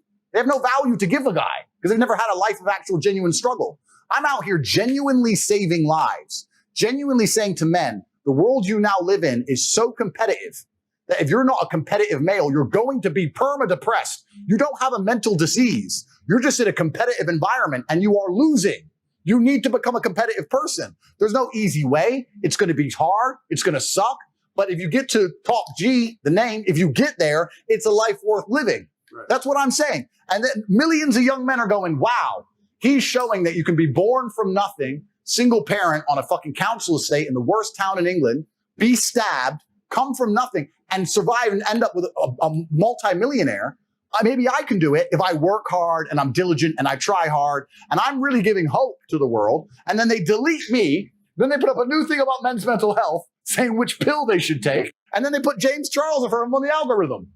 This shit's evil. It's genuinely criminal. I am nothing but a positive force for the world. And this is what I was talking earlier about the hero's arc and the redemption, because I think that inside of human consciousness, people are very, very familiar with the idea of the arc of a villain turning into a hero. It's in the Bible. It's in every superhero movie. The guy starts off bad. He's crazy. He's too bad. We don't want him. He's a maverick. He can't control him, blah, blah, blah. But towards the end, you're like, where's Batman? Where's Batman at? And it's going to take a matter of time before people realize, you know what? Tate was actually a good force for the youth. Perhaps he needs to create his message. Perhaps he needs to take his newfound fame on board and change the way he says certain things. Agreed. I'm not infallible as an individual. But to sit here and say I'm dangerous and I must be deleted is disservice to all the men of the world. And then they're going to start printing articles talking about men's mental health. They don't give a fuck about men. They don't give a shit about the 18-year-old boy out there who can't get a girlfriend and is genuinely lonely. And the fucking sports star's fucking them all. I'm telling him what he has to do. I'm saying, listen, bro, of course the sports star's fucking them all. He's a G. You ain't shit. If you were a chick, would you choose you? Because I fucking wouldn't. So whose fault is that? The best thing about being a man is you get to build your character from the ground up. You're not born with any value. You're born as a blank slate. I decided I wanted to be a big toting, kickboxing, Bugatti driving fucking bad boy. I did it all myself. You get to choose you want to be a musician and be sensitive and play guitar and get them that and be important that way. You get to choose you want to go get in the cage, you kick the fuck out of somebody. You get to choose to be anything you want. But you have to go and do it. Right. It's going to be difficult because it's competitive. But that's the beauty of being a man, the blank slate. And I inspire men to look at themselves as a blank slate and go, you know what? I ain't shit now, but I can become anything I want. How could I possibly give up on myself? And then they delete me. And then they say, we care about men's mental health. If they don't give a fuck, they're lying. I say the best things that ever happened to me are the worst things that ever happened to me. All the trauma and bullshit I've been through in my life are the best things that ever happened to me. Because as a man, if you've not had a difficult life, you cannot be good at being a man. Being a good man and being good at being a man, they're two slightly different things. But to be good at being a man, you need to have been through so much shit that when the Matrix deletes your entire life from the internet and starts lying about you at mass, and people start doing protests wanting you fucking hung, and they're looking for your family members, and reporters start calling every ex-girlfriend you've ever had, trying to convince them and bribe them to lie, to come out and say you're something you're not. When they're genuinely out to put you in jail, that you can sit there and be focused and stoic enough to go, you know what? Okay, what's the chessboard? What's going to happen? Who's trying to shoot me right now? Nobody. Okay, so it's better than it was a couple years ago. Okay, so X, Y, Z, and plan through it, right? You're never going to be capable as a man if you've not had trauma. The best men ever have had trauma. If you call a police officer, you need a brave police officer. He ain't going to be brave unless he's been through shit. Yeah. He's not going to be brave unless he's been through shit. So we also, as a society, sit and look at men and go, there's two kinds of society. There's the matrix society, but the true society, the true women with a brain, I want a man who's strong, who's supportive, who's intelligent, who financially provides, etc. Then you're going to want a man to some degree who's been through some shit. Yeah. And a man who's internalized it, and use it as a weapon. And this is what I say to people. People email me their long lists of all the bad things that happened to them. And I reply, fantastic. You are so lucky. You have all the building blocks to become the exact kind of man you want to be. If none of this shit happened to you, when something else bad happens to you later, you wouldn't be able to deal with it. Fantastic. And he goes, no, but this. He replied again with more excuses. Said, why are you making excuses? I just told you what happened to you is a good thing. You need to reframe your mind. Bad things happened to Batman. They killed his parents. Do you understand? That's why he's Batman. You've just told me you have the building blocks to become you might become top G when I retire. Fantastic. What are you complaining about? He goes, well, what do I do? I said, you need to work. Take all that trauma. If you're truly heartbroken, my friend, and we've all been there as men, if you're truly heartbroken, you can't sleep. That means you're going to get in fantastic shape. You better hit the gym. You have nothing else to do. Stop watching YouTube. Stop emailing me. I want pictures of you in the gym. Get to fucking work. Heartbreak's a fantastic motivator, as is depression, as is sadness. Great. Look at what's pissing you off and make sure it never happens again. If you were jacked and rich as fuck, she probably wouldn't have left your ass. So get your shit together, right? So this is so important. Trauma is such an important part of being a man. And the Matrix talks of trying to say that trauma is terrible and avoid trauma, or if you get trauma, take a pill, and that's unrealistic. Trauma is going to happen to you, and you as a man need to internalize it, accept it, and weaponize it to become the best version of yourself you can be. And that requires mental strength and stoicism. It does not require, be more emotional. If you're more emotional, you're going to fall apart when shit happens. You're going to end up like Logan Paul, crying your eyes out on TV like a bitch. Feminist. It's interesting. The men who support me online have their shit together. The men who hate me are fat. The men who have done the takedown videos of me are objectively unattractive individuals. I'm not trying to be insulting, just objectively obese, unattractive individuals, right? People who don't have their life together. It's the same even more with women. You can find 10 women who are sticking up for me, supporting me. They're all beauty queens. And then you find some girl sitting there, some troll sitting in the corner. Andrew's bad for women. So there's a lot to be said there, right? And hate always comes from below. It never comes from above. The people who have their lives together, whether male or female, love me. The people who have failed and they know that the failure is their own fault, and I show I'm a good mirror, I reflect their own failures at them. Oh yeah, of course they hate me. And that's what's happened here. What's most upsetting is as follows. This whole idea of protecting women and misogyny has been weaponized to attack someone they don't like. These people saying that we need to get him down because he's a misogynist, they don't give a fuck about women, these people. You think they care? There's some fat troll. There's some dude called Daz who made a takedown video of me who just came out actually on my last podcast. Turns out he was talking to a 13-year-old girl. So he's a fat pedophile. So there's a fat pedophile who did a video on YouTube about me saying that I'm dangerous for women, got 10 million hits because he's objectively unattractive, saying that he cares about women, but he's a pedophile himself. He doesn't care about women. He's jealous of me. He's jealous of who I am and my lifestyle. So he's found something he can use to weaponize. If he can't make up that bullshit and attack me, how else can he attack me? Can't call me broke. Can't call me dumb. Can't call me stupid. Like, what can he call me? Well, he's better than me at everything. But if I take this and pretend to give a shit, he doesn't give a fuck. I build orphanages in Romania. I have a charity that rescues stray dogs. I take time out of my life replying to emails, saving people from suicide. What the fuck does this guy do for anybody? Nothing. But he's the good person because he gives a shit? No. He's using it as a vehicle to attack somebody who he knows is his superior in every single human metric that can be measured by modern science. And he dislikes me for it. All of this is just weaponized care. Oh, we care so much about, they don't care about fucking anything. They don't care about people. They just dislike me. And that's a very different thing. It's all been false from the beginning. I've seen through it all from the absolute beginning. It's a matrix attack. And like I said, I told you how it happens. YouTube strike, Meta, YouTube, media, Uber, Gmail, Discord, Skype, Twitch, boom, boom, boom, boom, boom. It's all a fucking coordinated hit piece. It's bullshit. Yeah. So do you think you have a little bit of that when you see somebody, and maybe half the time, like when you said, I got 5 wives, I don't even know if I'm convinced you want to have 5 wives. Yep. I just think you say it because you're pissing off the right people. And that's a very astute observation, and you are correct. Anybody you can emotionally control, anybody you can emotionally affect, you have them in your pocket, right? To one degree or another. If you can emotionally control somebody, I'll tell you who's excellent at this. Women. Women are fantastic at this. If a woman realizes she can piss you off with X thing, she'll notice it, and she'll keep it in her pocket. You know what? That annoys him. Cool. Sorry, baby. Sorry. 3 weeks later, 2 months later, they realize when you're vulnerable. I can tell you this. I can tell you the experience from fighting. When I was fighting, I was a kickboxing world champion, right? I never made millions from fighting. Kickboxing was not that big a sport. 10 years ago, even UFC wasn't as big as it is now. So I was making money, but I was probably fighting 2 or 3 times a year. And most I ever got paid was 100, 150 grand a fight. So I was kind of normal life. And whichever girlfriend I had at the time, no matter what, she always managed to start some asinine, stupid, immature fight with me like 3 days before a fight. Because I'm weight drained, I haven't eaten, I'm nervous, I can't sleep, I've been training for fucking 10 weeks. This monster's from fucking Kazakhstan, some psycho. I have to fly over to fucking fuck knows where and Bishkek to fight him. And now she's like, you're on the toilet seat. I'm like, the fucking toilet seat. I might die. He could kill me. But she knew that's when I was weak. She knew it. And that's when you can be emotional. But they detect it. This is when I can get it. Right? Because the rest of the time. All times to talk about the goddamn toilet. Because if I say toilet seat any other time, his answer is go home and just sit on his computer. Go home then. Go toilet at home. Bye. No, I don't want to go home. No, now I actually want you to go home. Please leave my house. Oh, no, I didn't want to leave. Bye. Goodbye. Fuck you. Next girl. So they get you when you're weak, right? Yeah. And anyone who can emotionally control you and emotionally affect you has power over you. So if I say, 5 wives, and a feminist goes, 5 wives, I'm fat. I'll sit there and just, yeah, but obviously a lot of food needs cooking, so she needs help. And I'll just say shit. but that's because they make it too easy. Yeah. If you're playing chess and you hang a piece, I'm gonna snap it up. You're gonna leave your knight hanging. Thank you very much, sir. Bam. That's the game.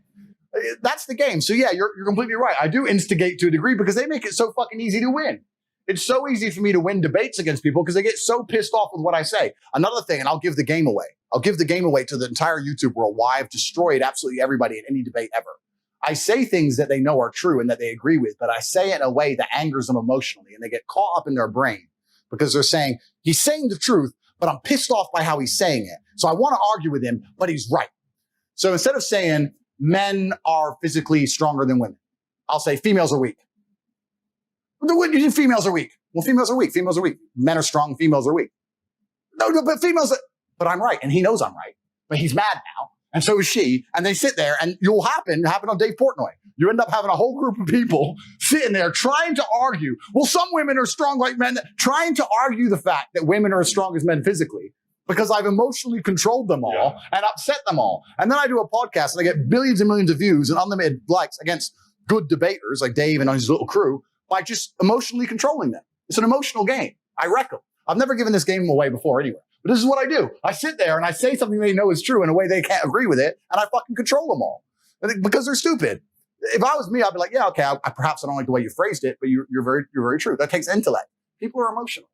So this is why I wreck all of them. And you're right. I poke them on purpose. And it makes it very difficult to argue with me, especially if they agree with what I'm saying, but they don't like the way it's being said. That's where you see the full breakdowns, the full mental breakdown. In regards to emotion, before I came to Valuetainment, this is 3 years ago, Pat said, I want you to read a book. It was called Meditations by Marcus Aurelius, Stoicism. Yep. You've referenced Stoicism multiple times, not getting emotional, thinking rational. Yep. This was a book that you've subscribed to for years. What is it about Stoicism and not getting caught up in emotions and even triggering emotions that resonates with you? Well, emotions are feedback. The idea that men don't feel emotions is incorrect. We feel emotions. I would actually argue we feel emotions with certain emotions stronger than women. I would argue that we feel heartbreak stronger than women. I would argue we feel anger like a woman could never understand. I would argue we are extremely emotional. Rage, pure rage. But it's feedback. So when you get the feedback, it's all about how you internalize it and how you process it, right? It's Stoicism's not feeling emotions. It's feeling the emotion and going, okay, why is this happening? How much does this really matter? What's the most intelligent move on the chessboard?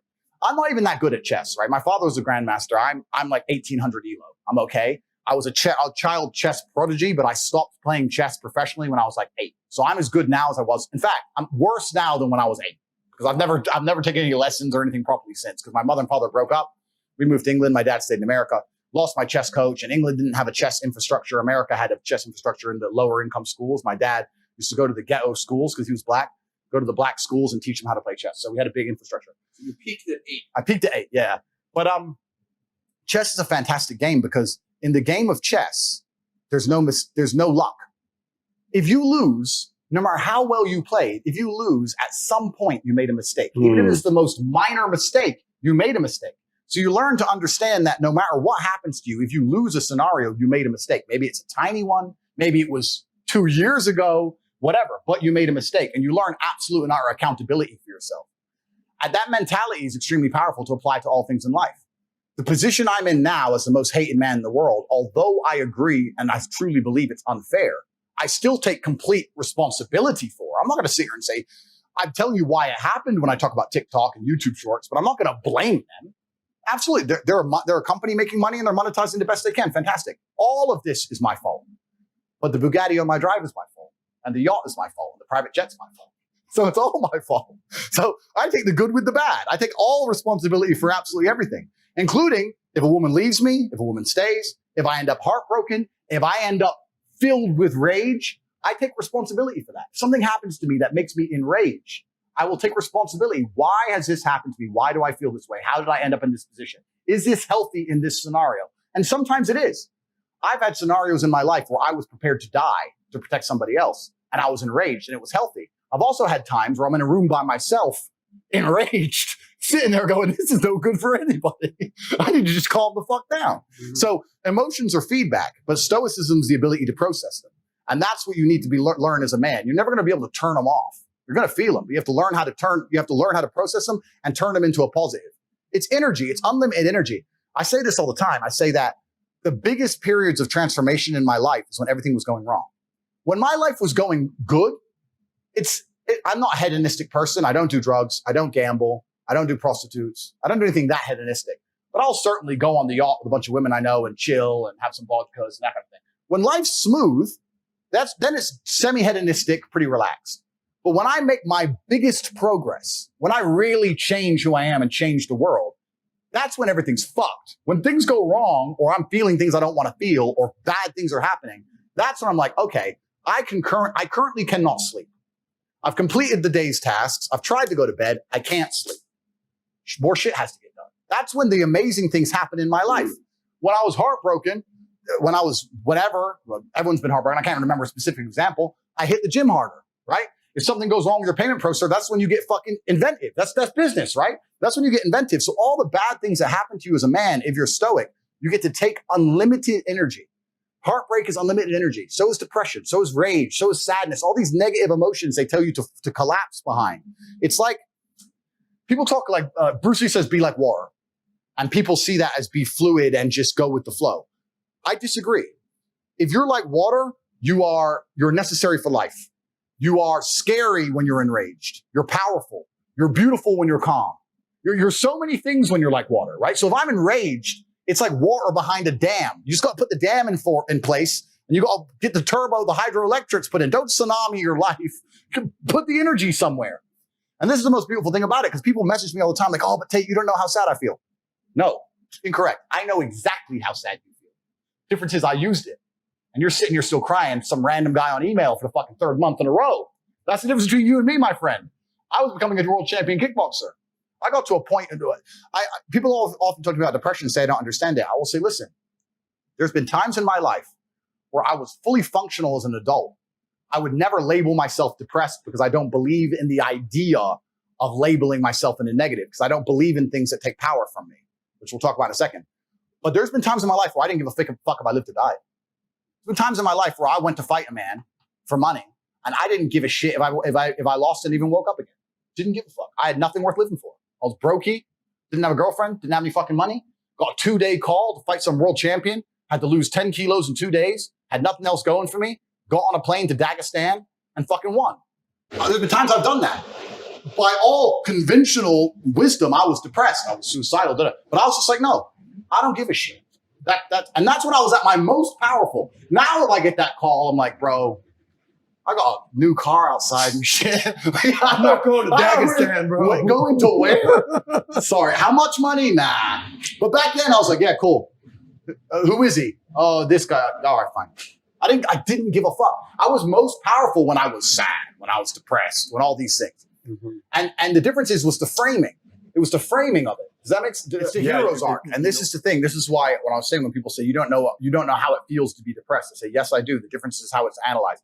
I always argue this 2 ways as well when depressed people come to me, because one of my most famous things people attack me for is their little quote is they say, you said depression isn't real. What about the men who kills themselves? You don't care about men's mental health. We've already discussed how I care more about men's mental health than these people who fucking pretend they do. That's the first thing. I didn't say depression isn't real. I said feeling depressed is real. But the idea that depression is going to strike you in your mind and there's nothing you can do about it, I think that is promoting helplessness amongst depressed people, and that's the reason they kill themselves. I don't think that making people helpless in an unfortunate situation is the great thing to do. You have to give people hope. And I explained that when you believe in something, you give it power. So I tried to say that when I felt at my lowest and I achieved the most I've ever achieved in my life, the reason I was capable of doing that is because I didn't believe in the paradigm of being a depressed person. I just believe that this is how I currently feel, and fuck it, I'm going to do whatever it takes to get my life to be better. And I gave a very simple example, an analogy. I said, if you take two people, one believes in ghosts and one doesn't. You put them both in haunted houses. And in the middle of the night, there's a bang. The person who believes in ghosts is now terrified. There's a ghost. They're calling an exorcist. They're panicking in the room. They're hiding. The person who doesn't believe in ghosts goes wind and goes back to sleep. It's the same noise. It's the same scenario. But it's the belief that's powerful in their mind that terrifies and ruins their life. It's the belief in their mind that turns against them. And I've said this many times. I don't even give a shit about right and wrong. You can tell me you can give me with every scientific proof in the world, depression, blah, blah. I refuse to believe in things that take my power away from me. I'm only going to construct a mental model that allows me to be as powerful as possible. If believing in the idea of depression is going to take my own power away, then I won't believe in it. I don't want to believe in things that make me weak. If you want to reach me, I'm on Minict. Minict is a new app. It's fantastic. It allows me to interact directly with people. I get a lot of messages on email, a lot of DMs and those kind of things. But the people who are serious, who want to have serious conversations and grow from them, whether it's a business opportunity or personal experience, etc., I'm on Minict, and I can't wait to interact with the serious individuals of the world. I believe in things that make me strong. And someone goes, "Oh, you're wrong." Listen, let's assume you're correct and that makes me wrong. Let's say that you're right and you're depressed. Why would I want to adopt the thinking of a man who is sad? Why would I want to think like you? Wouldn't it better to be wrong and be happy and have a sports car and a yacht and a private jet? You want to talk about right? Look at your life. Why? Don't talk about right and wrong. Let's talk about success and results. I don't believe in things that take power from me. I never have. So when people email me and they start saying, I'm depressed. And what's funny is this. I talk to them and they desperately defend the idea of depression. I'm like, my friend, you just told me you're too depressed to be successful and depression has destroyed your life and you lost your girl. I'm telling you that the enemy in your life isn't real. And you're now sending me 10 emails a week trying to convince me that your enemy is a real thing. Why are you sticking up for your enemy? This person, whatever it is, this idea destroyed you and you're putting your energy into defending it.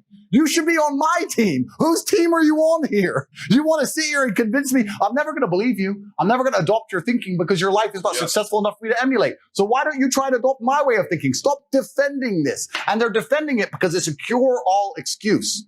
Depression or sadness is a cure-all excuse for men to use for failure. I have failed. This is why they say I don't believe in men's mental health, or the man who's depressed can't compete with the man who's not depressed. This quote. I say, listen, you get to roll out, be fat, be out of shape, be broke, be unimportant with no girlfriend. And instead of the world thinking you're a loser, you get to say, I'm not a loser, I'm depressed. It's a shield. Yeah. And I say, that's why you don't want to lose your shield. Because now you have accountability. Now you have performance. It's a cop-out. Fuck it off. I don't give a shit if it's real or not. We're not about that. We're talking about success here. Get rid of your excuses. Stop defending the thing that's ruined your life and get to fucking work. And every time anyone has ever listened to me in history, ever, every single one of them's transformed their lives and messaged me positive messages afterwards. Every single fucking time. That's why I'm antidepressant. Because that pill ain't going to fix you the way becoming the man you wish you were is going to fix you. It's crazy. And then they're going to take one little soundbite. Tate doesn't care about men's mental health. He thinks depressed people is some bullshit. And they're going to apply it to me. I really do believe, and I state this almost with a degree of achievement, I'm the most misunderstood man on the planet. I really believe I am. It's crazy the level. There are people out there who truly believe I am evil, and I'm nothing close to it. I'm one of the most compassionate people you could possibly meet. Can I give you two takeaways just for people that are like, oh, Andrew Tate? Here's what I've heard from you so far. Personal responsibility, straight up. Absolutely. Right? And then number two, positive affirmation. I don't want negativity in my life. I don't want depression around me. I don't want weakness around me. Right. I want to be the best person I can be and take full responsibility for that. Right. Those are the two things I'm hearing. We'll go on further. I'll tell you a story, which is going to make me sound a little bit extreme. This is a story of when I knocked out my friend. Let me tell you a story. I was going to ask you this story if this is a true story. It's a true story. Okay, about your boy that showed weakness. Yeah. I got to hear this again. Right. You know the story? Jesus Christ. Right. So I don't like negativity in my space. I curate my reality extremely efficiently. So no matter what bad happens to me, even in the middle of this shit storm, when me, my brother, my cousin, my team were sitting around, we're all smoking. The whole news is saying I'm the worst man in the world. I've been deleted from everything. They've frozen millions of dollars in bank accounts, right? Me and my boys are just sitting there, just laughing, right? We don't believe in negativity because if it's infectious and it's sticky. And even if someone's negative, even if you talk them out of it, it still stains the air, right? If you're in a trench and you're under fire, the least productive person is the person who goes, they've got too much artillery, we're going to die. Shut the fuck up. We all know. Shut up. That's not helping us, right? It's very infectious. So, and most people understand, they say, you are the sum of the 5 people you spend the most time with. Yeah. Then why the fuck are you spending time with negative people? Or people who complain? Or unhappy people? Or unlucky people? Or negative people? Stop talking to them. Everyone I talk to is like, yep, we are winners. All we do is fucking win. Oh, the Matrix attacks us. Oh, you think I need YouTube? You think I need YouTube? Get fucked. That's who we are, right? So this was when I was young. I was about 23 years old. I had a new girlfriend. Her name was Carrie. And her ex-boyfriend, I stole her from her ex-boyfriend. And if you're a man, you understand that no woman's truly single. You're always stealing her from some other guy, or she's still half talking to her. If they're beautiful. Oh, bro, she's half talking to her ex, or she's dating 10 guys. They're always out competing other men, right? So I stole her from some dude. Dude got heartbroken, had no emotional control, like all the things we talked about. I was at her house. My car was outside her house. I was with my boy, Tony, my ex-friend. Me and Tony are in her house. She's talking to her friend. I'm talking with Carrie. We're all having fun. It's Friday night. 4 cars pull up. Boom, boom, boom, boom. These 6 guys get out with hammers.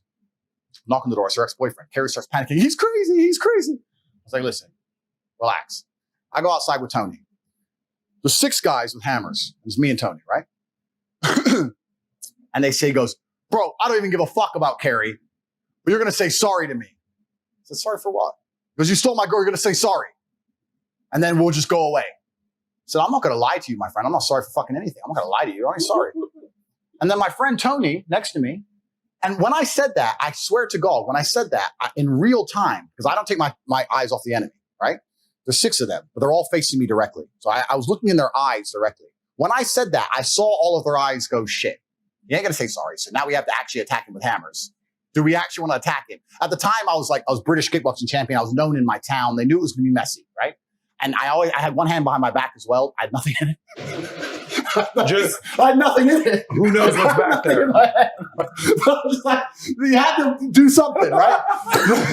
So they're looking at me and they're like, fuck's sake. We thought he'd say sorry and he didn't. Now what do we do? And Tony pipes up. Fucking dickhead Tony. Hey, man, why don't you just say sorry? And as he said that, I saw all of their faces almost lit up. Because he inspired, the other team showed weakness, inspired weakness on our side. And from complete capitulation, they were now brave again. Because Tony ran his mouth. I swear on my father's grave, I'm standing there. Tony said that. I turned, I fucking smacked him, strained his mouth, knocked him out cold. Tony, done. Tony, my own friend, my own teammate against the 6. I knocked him out cold. I don't need you now, Tony. I knocked him out. I said, fuck him and fuck you. I'm in the house. And I walked in the house and I saw them all standing around outside with hammers. Look at Tony asleep and go back in the cars and fuck off. Swear to God, that's a true story. If you're weak near me, you make me weak. I refuse to accept it. I give you a million stories of this. 2 years ago, maybe, we were in Munich. They called the police on me for not wearing a mask. That's a whole nother story. I told them to get fucked as well. We're in Munich. Wasn't wearing a mask, blah, blah, blah. We got drunk in the Kapinski, got really drunk, blah, blah, blah. I was drinking with some guys I kind of knew. In the morning, the police had come. They were threatening to arrest us all because we didn't fucking capitulate and we're 8 masks. The Germans are weird. So we got in our cars, got in our we had 2 Raris, got in the Raris. We're heading back to Bucharest. We drunk loads. We were really, really drunk. We stopped at the gas station. We all got out of the car. One of the guys was like, bro, I feel so sick. Oh, man, I feel sick. He was walking to the gas station. I said, and I went up to him. My brother talks about this all the time. He goes, and I pat him on the back and said, bro, if you're going to keep walking like a fucking injured antelope, you're going to stay here. We drunk booze. We all feel like shit. I'm not walking around Earth with some dude. I don't want you in my group. I don't want you getting in my car. I don't want you near me. When I walk with my team, you look and go, let's choose someone else. Let's choose another group to prey on. You are the weakness in this group. I don't give a, yeah, you drunk whiskey. Yeah, you feel shit. If you can't turn it on for 2 minutes to go piss and come back in the car, then get fucked. I had a serious conversation with the guy. Tristan goes, you're so right. Why the fuck? And there was no threats. We're at a gas station. But I can't even look at it and near me. I can't just see people near me being all or crying or sad or whatever. You're allowed to feel sad. Of course, your girl left you. You lost your job. You're allowed to feel sad. That's fine. You feel sad. You feel sad right now? Good, great. Sit the booze. Shut the fuck up. Me and my brother have another quote. What do you want? Therapy? That's our quote. We say it all the time for anything. Bro, I got a hangover. You want therapy? No. Well, then what the fuck? Shut the fuck up.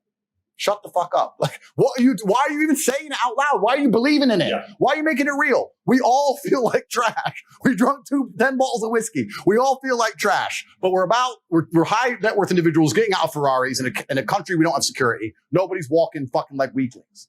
It's a reality you have to curate. And when you get your shit straight, it affects your entire life. And men understand this. They say, I understand you're the sum of the 5 people you spend the most time with. Then why are you friends with all these fucking nobodies? Why are you friends with these losers? Why are you doing it then? Then you're accepting what you're going to be. I love winners. I love winners. Show me a winner. I love winners all day long, my friend. That's who I want to be friends with. Winners. That's who I want to be friends with. I don't want to be friends with anybody else. I don't see the advantage to it. And that's how I've always created my life, and it's served me very, very well. And I refuse to accept anything else because negative energy is extremely sticky. If you have friends who are talking negative shit, try and fix them. It's your duty. But if they're sticking to their negative narrative, you don't have a responsibility to them to a degree to sit there and allow them to pollute your life. Because that's what they're going to do. You have to get to a point where it's like, goodbye. How many friends have you Who's Logan trying to be in your POV? And who are you trying to be? Then I got a follow-up question for you on that. That's a good question. I don't think that Logan is actually thinking that far ahead. For him, it's more about preservation. He's been canceled once before. He doesn't want to get canceled again. He wants to have viewers. He wants to get a big YouTube channel. He wants to sustain it.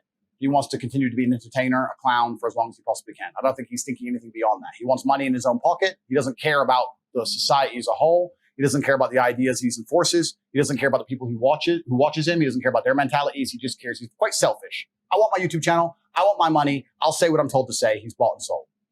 My intention is to truthfully, and I say this in a religious sense, but it's not a particular religion. It's just a religious sense. I want to live true to God. And by living true to God, it has to live true to my ideals and what I believe is the best for the world and what I believe is best for men as a whole. And I also want to try and create a world which reflects that. And my intention is much beyond a YouTube channel. I don't give a fuck if I lose a YouTube channel. I don't care which platform I'm on. I want to know what I'm saying is true to how I've lived, and that if people emulate it, they're going to genuinely end up with a better life. People, when I got banned, said, well, we don't want people to end up like Tate. And I said, why? I have no criminal record, no criminal convictions, successful, hundreds of millions of dollars, dedicated. Like, what would be so bad if men ended up a version of me? Like, what am I going to do to the world? Yeah. Like, so, and I also think this ties back to something earlier you said about China. Do you know what the most, I don't know if you heard the statistic. They asked Chinese children what they want to be when they grow up. And they asked Western American children what they want to be when they grow up. The most popular answer in China was astronaut and engineer. The most popular answer in America, YouTuber. Doesn't that say so much about the mentality of the youth? Yep. Right? So I'm probably more on the engineer or perhaps philosopher at least, or at least brave. Like I'm trying to teach tenets that if people replicate are going to be good for them as a whole. China, we have engineer, astronaut. Logan, entertainer. He doesn't care if he has to make a fool of himself. He doesn't care if it's to put on a stupid costume. Yeah. He doesn't care if to be a clown. Anything to get, because he's selfish. So I think that you're right. We're solving for completely different things. I know I'm a net positive to the world. He's a very selfish individual. And I think if people try and replicate me, it's better for the world. I think if people try and replicate Logan Paul, well, let me be a clown. Let me just try and make jokes and wear stupid suits. Let me mock the dead and mock people who commit suicide. And then let me just say anything I'm told to have a YouTube channel. I don't think that's good for the world. I think that's actually detriment. So I see him as a detriment. I see me as a positive. Okay. So my follow-up. First of all, I want to get your thoughts on that, but say you do get a second try at this. Yeah. Okay. Say you do get a second try at this. What adjustment would you make? And that's a good question. And I understand your point absolutely. And I agree with you. The world would be a better place with me on these mainstream platforms. What's interesting is I think they killed me in my infancy. Even though I became the most Googled man on the planet, it was very, very meteoric, happened very quickly. I had already had conversations with my team internally, understanding that now that I'm the most famous man on the planet, I have to curate my messaging. Not say anything different, but say it in a different way. We were already doing that. For a month prior to the ban, we had already changed a lot of the messaging, changed our not stance, we said the same things, but changed the way we'd say certain things, removed certain subjects altogether, and we were already curating our messaging. However, they looked at me, and I think that the social media companies saw me as perhaps a 19-year-old warrior who's soon going to become a warrior king, and thought we either kill him now or he's going to become too big to kill. And they decided to kill me now. I've only been super viral for 6 months. If they would have given me a year, the messaging would have absolutely been curated to a point that I don't think they would have deleted me at all. One of my last posts on Instagram was, I wrote this post. I said, I understand that certain people have false narratives about me and I'm looking to correct them. So on Instagram, I put up a post saying that for every like this picture gets, I'm going to donate $2. $1 to female charity to protect them against domestic violence, and $1 to men's mental health charities. $2 per like to show that all my haters who only talk negative, I actually do something to fix the problem. I take the negativity and I turn it into light, as God would want me to do. I'm going to donate money. It was a 7-day countdown. Instagram deleted me on the 6th day. When at the time of deletion, I had 555,000 likes. It's $1.2 million. I was prepared to donate to charities. Nobody wants to talk about that. Nobody wants to mention it because I'm evil, right? At the time of my deletion, when I got deleted, the only appeal I sent to Instagram, the only message I sent was, can you confirm the number of likes on that picture so I can finish my donation? They ignored me completely and utterly, didn't even want to reply to me. So I was already understanding that the way you can say certain things when you have 300 views on a video, where most of these views got 300 views, has to be created and changed. Not because I'm saying anything incorrect, but as a professional, you have to understand that things change. And also, no matter what you say, a very small contingent of the world will misunderstand it. If 0.1% of people misunderstand you, that's not a problem when you get 300 views a video. That is a problem when you get 3 million views a video. So me and my team had already accepted this, already decided upon it, and had already implemented it. But the momentum was so strong and the rise was so meteoric that the social media companies, even a month after our implementation, decided, I'm sure they sat around and said, we kill him now or he's going to become too famous to kill. And they thought, we have to try and kill him now. Now they have failed. Rumble in and of itself has proved they've failed. I get more views on my Rumble videos than I got on my YouTubes. When I did a YouTube live, I had around 12,000 viewers. On my first ever Rumble live, I had 127,000. On my second, I had 75,000. So they've martyred me and made me more famous than ever. But the message has already been created and changed. I understand very, very well, because as a professional, you have to take accountability for everything. I understand that if a 15-year-old kid, without my life experience, without my credentials, listens to me, not in full, but in segments, small parts, and then takes it on board, it may negatively affect some of his outlooks. I understand that. My counter argument is this.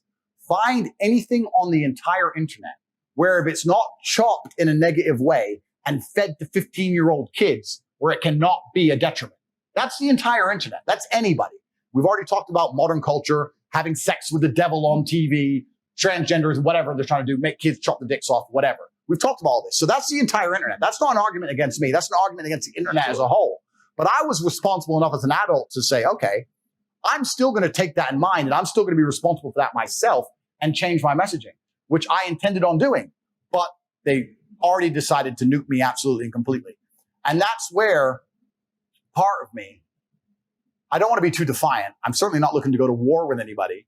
But part of me is kind of like, I would have never, ever been controlled opposition because I can't be bought and sold. But I would have had very, very detailed conversations with social media execs and say, what are you truly uncomfortable with? The way you say this. Okay, well, here's what I'm trying to say. Yes. Okay, so what if I said it this way? Okay, cool. Yeah. Let's work together.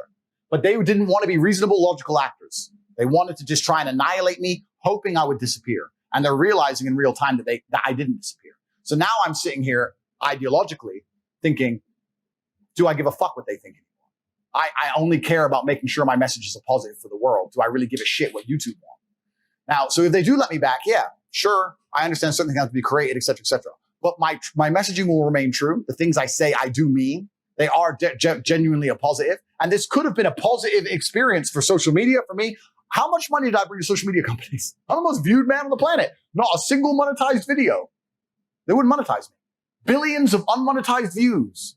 How much money were they making? Yeah. Like, it could have been great for everybody, but they got emotional, sat somewhere in California, emotional, decided I was evil, and they decided to go the destructive route. So it's kind of like, you know, when the Germans tried to negotiate with the Russians in World War II, there was negotiations at the beginning, and the Russians spoke a lot because they were trying to actually negotiate. And then once the Germans overstepped the line and took the piss and destroyed Stalingrad and took a bunch of Russia, when they tried to negotiate with the Russians again, the Russians only asked one question. When the German negotiators came when they were losing, the Russians just said, "Why are you here?"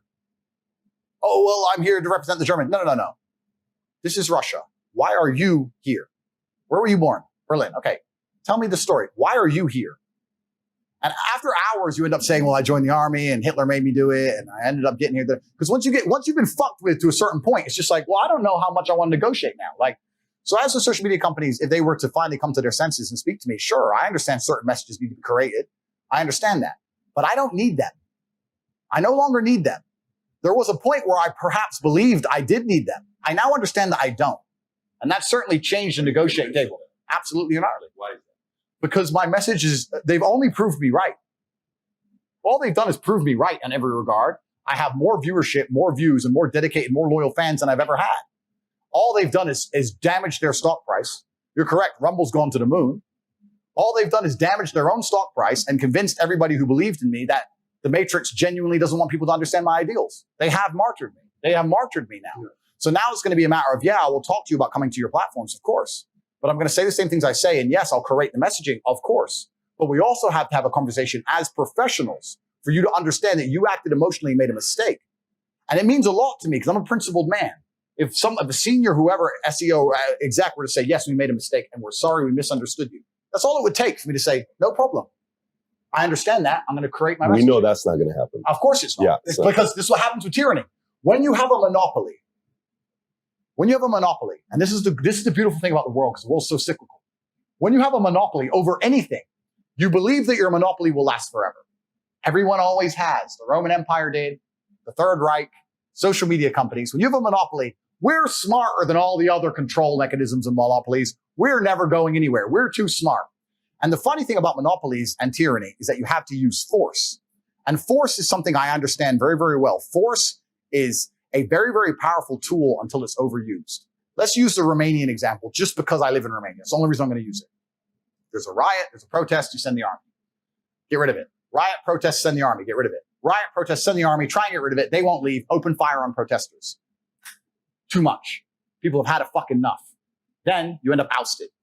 There comes a point where you can use force, but once it's overused and people don't believe in your fairness, people don't believe in the fact that you're non-biased and you're still using force, there is a mass uprising. This is the human nature. I truly believe my banning was that moment in social media. The stock prices reflect it. My views on Rumble reflect it. The public sentiment across all social media platforms reflect it. People understand that they have overstepped the mark and they are no longer seen as trusted with force.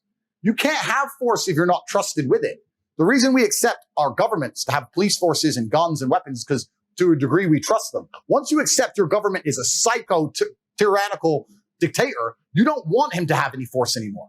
I think they made a massive, massive mistake. And if they don't see it themselves yet, they will certainly. The pressure is behind the dam. The only crack that's missing is for someone to be canceled and be more successful than before. That's all that it takes. One crazy guy in fucking Bucharest. And then you're going to see a mass flood. And I didn't want this war. I didn't want this. This is what social media companies forced me to do. But this is the situation they're currently in, whether they realize it and see it or not. But my cancellation has made me more successful than ever before. So now what? You shot me with your biggest bullet. I'm still here. What do you do now? And that is the responsibility is on them. If they can remove their emotions from disliking me and actually look at the chessboard, they're going to see they have a lot of pressure on some key squares. So, can I push back? What do you think you need to be doing if you were to strategically, because like you said, kickboxing is not that big of a space. Yeah. Where could that thing come in? I think you understand what question I'm asking. Absolutely. And you're completely and utterly right. The reason I believe that I'm going to be okay is threefold. One, the Matrix has not completely and utterly deleted me because they can't. I'm still all over these platforms. I'm still all over. My account's gone. Yeah. I never had a TikTok account anyway.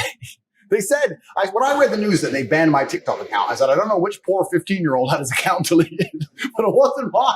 I don't have one. I don't have a TikTok account. I no longer have a YouTube account. I no longer have an Instagram account. That's crazy, by the way. You didn't even have a TikTok account. I don't have one. They watch it. Although you were going viral on TikTok. It's destructive for the mind. It destroys your attention span. So I don't have it on my phone. I'm already all over these platforms. The problem is, my biggest problem I was facing pre-ban was a lot of people going, Tate's smart, and I agree with him, but he's too far with the Matrix, the narrative, the enemy, him being dangerous. Nah. That's the only problem I had. Nobody said I was wrong. They said I was semi-paranoid. Then I was proved right. So now I've had so many people going, you know what? I loved your content, but I thought that this part was wrong. But fuck, you were right. You were right. You were right. They proved me right about a whole bunch of things. And what happened was actually interesting. When I first got banned, for the first maybe only 6 hours, if you put up a new video with me, they deleted it from YouTube. But now they've stopped because you can't ban everybody. You can't ban everyone. You can't ban thousands of accounts. You can't ban all the young men. You can't ban all the reaction accounts. You can't ban all the haters of mine who can't stop commenting on my videos. You can't ban Logan Paul talking about me for hours. You can't stop it. So now they tried the true tyranny and backpedaled. So I'm already still all over YouTube. But now I have a merit. I have a badge of he's telling so much truth that they banned him. Another thing they don't anticipate is that I've been talking about my ban for years. This is something they don't talk about. When I've been on every podcast saying I'm going to get banned for 3 years and then I get banned, does that make me look smart or stupid? Very smart. I told you what was going to happen. It didn't surprise anybody. It didn't surprise me. I've been talking about it for a very, very long time. Now, the public consciousness, let me talk about this at length. The reason I don't have high-level support yet is because the public consciousness is simple. The public consciousness, companies follow money. They know how much money I'm worth. Imagine I were to endorse a crypto. Just imagine. I never would. And there's a bunch out there pretending they are me, but they're not me. Imagine how I could turn a nothing into 100 billion market cap tomorrow. But I don't support these things because with cryptos, it's player versus player. Some people sell at the top. Some people lose. It's normal. I don't want any of my people to get scammed. So I don't support these things. They know how much money I'm worth. They're scared of the backlash. I have had, and I won't say what type of company, but I've had at least 15 companies reach out to me from varying industries, sponsorships, payment processors, social media companies, etc., who have literally said to me, we're monitoring public sentiment. We see it changing in real time, and we'd like to discuss a sponsorship or some kind of deal in perhaps a few months. Everyone's waiting to make sure that because right now, 80% of the population know it's bullshit. Once 90% or 95% of the population know that the backlash against me is bullshit, the amount of money that's going to be offered to me to support things is going to be monumental. It's already coming. It's already there. People already love my ideas. You would not believe, I don't want to say the car brand, but there's a particular car brand. Think of the top 5 luxury car brands you can think of. There's a particular car brand. I bought one of their cars. It's a flagship model. It's 1.2 million. I bought it. They did the big unveiling about a month ago. I couldn't attend. I was busy. I sent a friend of mine in place because I had a special card to go see it. The CEO of the company said, please, can you get him to email me? I emailed the CEO. He said, listen, I know a lot of things are going public, that we can't say these things publicly. I just want you to know that we support you. But these are the CEOs of billion-dollar companies. They're all already on my side. They have to watch their stock price, as they should. They have to mark PR, public sentiment, as they should. That's changing in real time. This is why I talk about the redemption arc. It may take 6 months, may take 2 years. The things I say are too powerful and too beneficial to the populace for it not to turn around where people say, Tate is a good man. That's where all of that is coming. It is coming. And you're right. It is coming. Right now, as a company, you sit there and look at Tate and go, we love him. He could get our exact audience. He could bring billions of dollars, but there'll be a backlash. But it's changing. It's changing. I really believe in 6 months that will completely and utterly change. And we can talk about things from payment processors who've reached out to car brands who've reached out to all these people who've reached out and said, listen, please, we're monitoring. We're on your side. We're emailing you once a week.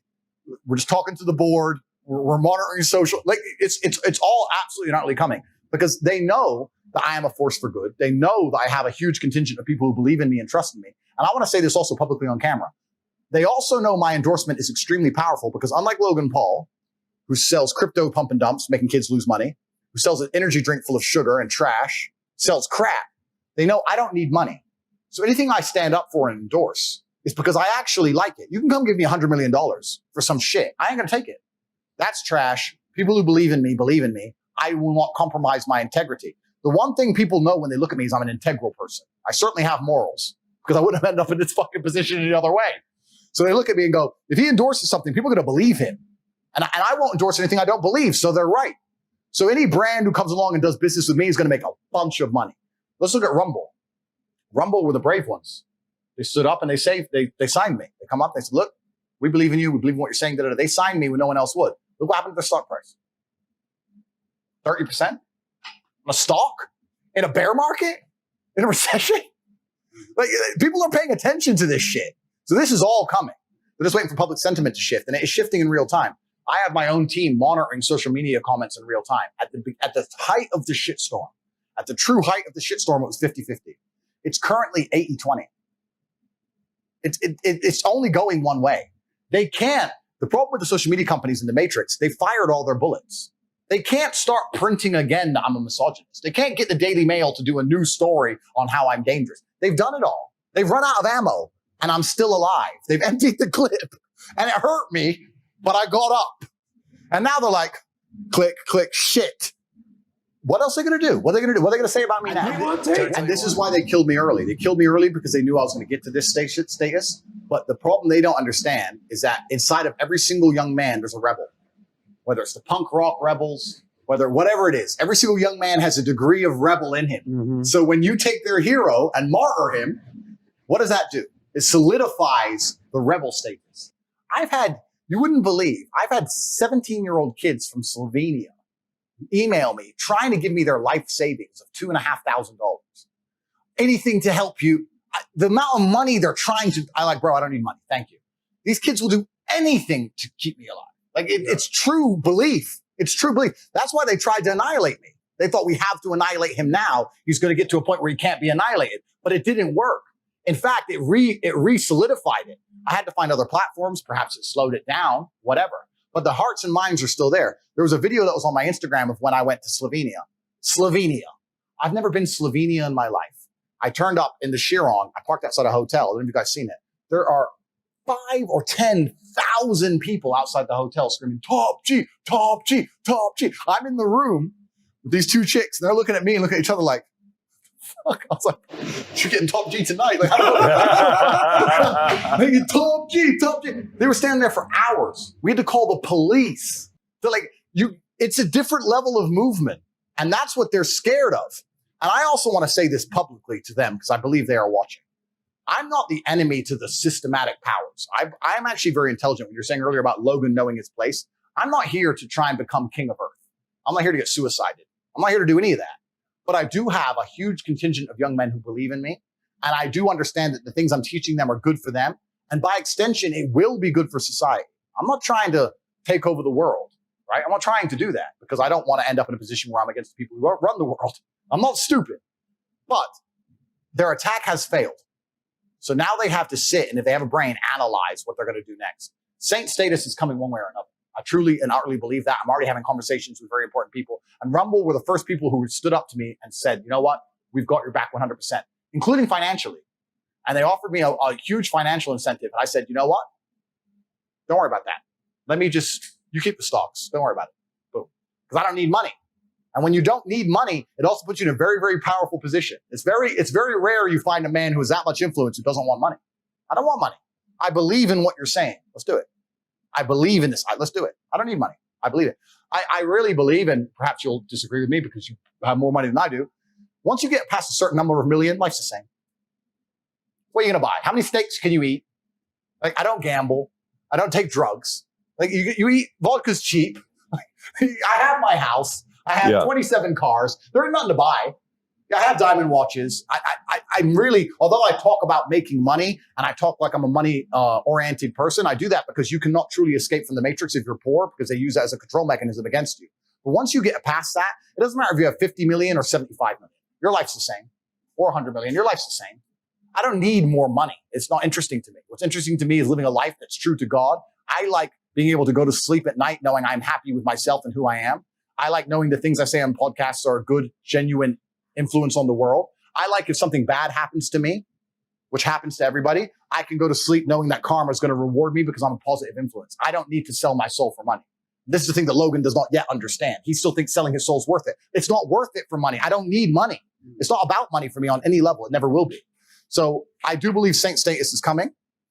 You have a very, very powerful point. And also, this is why you have a level of power control I don't yet have, right?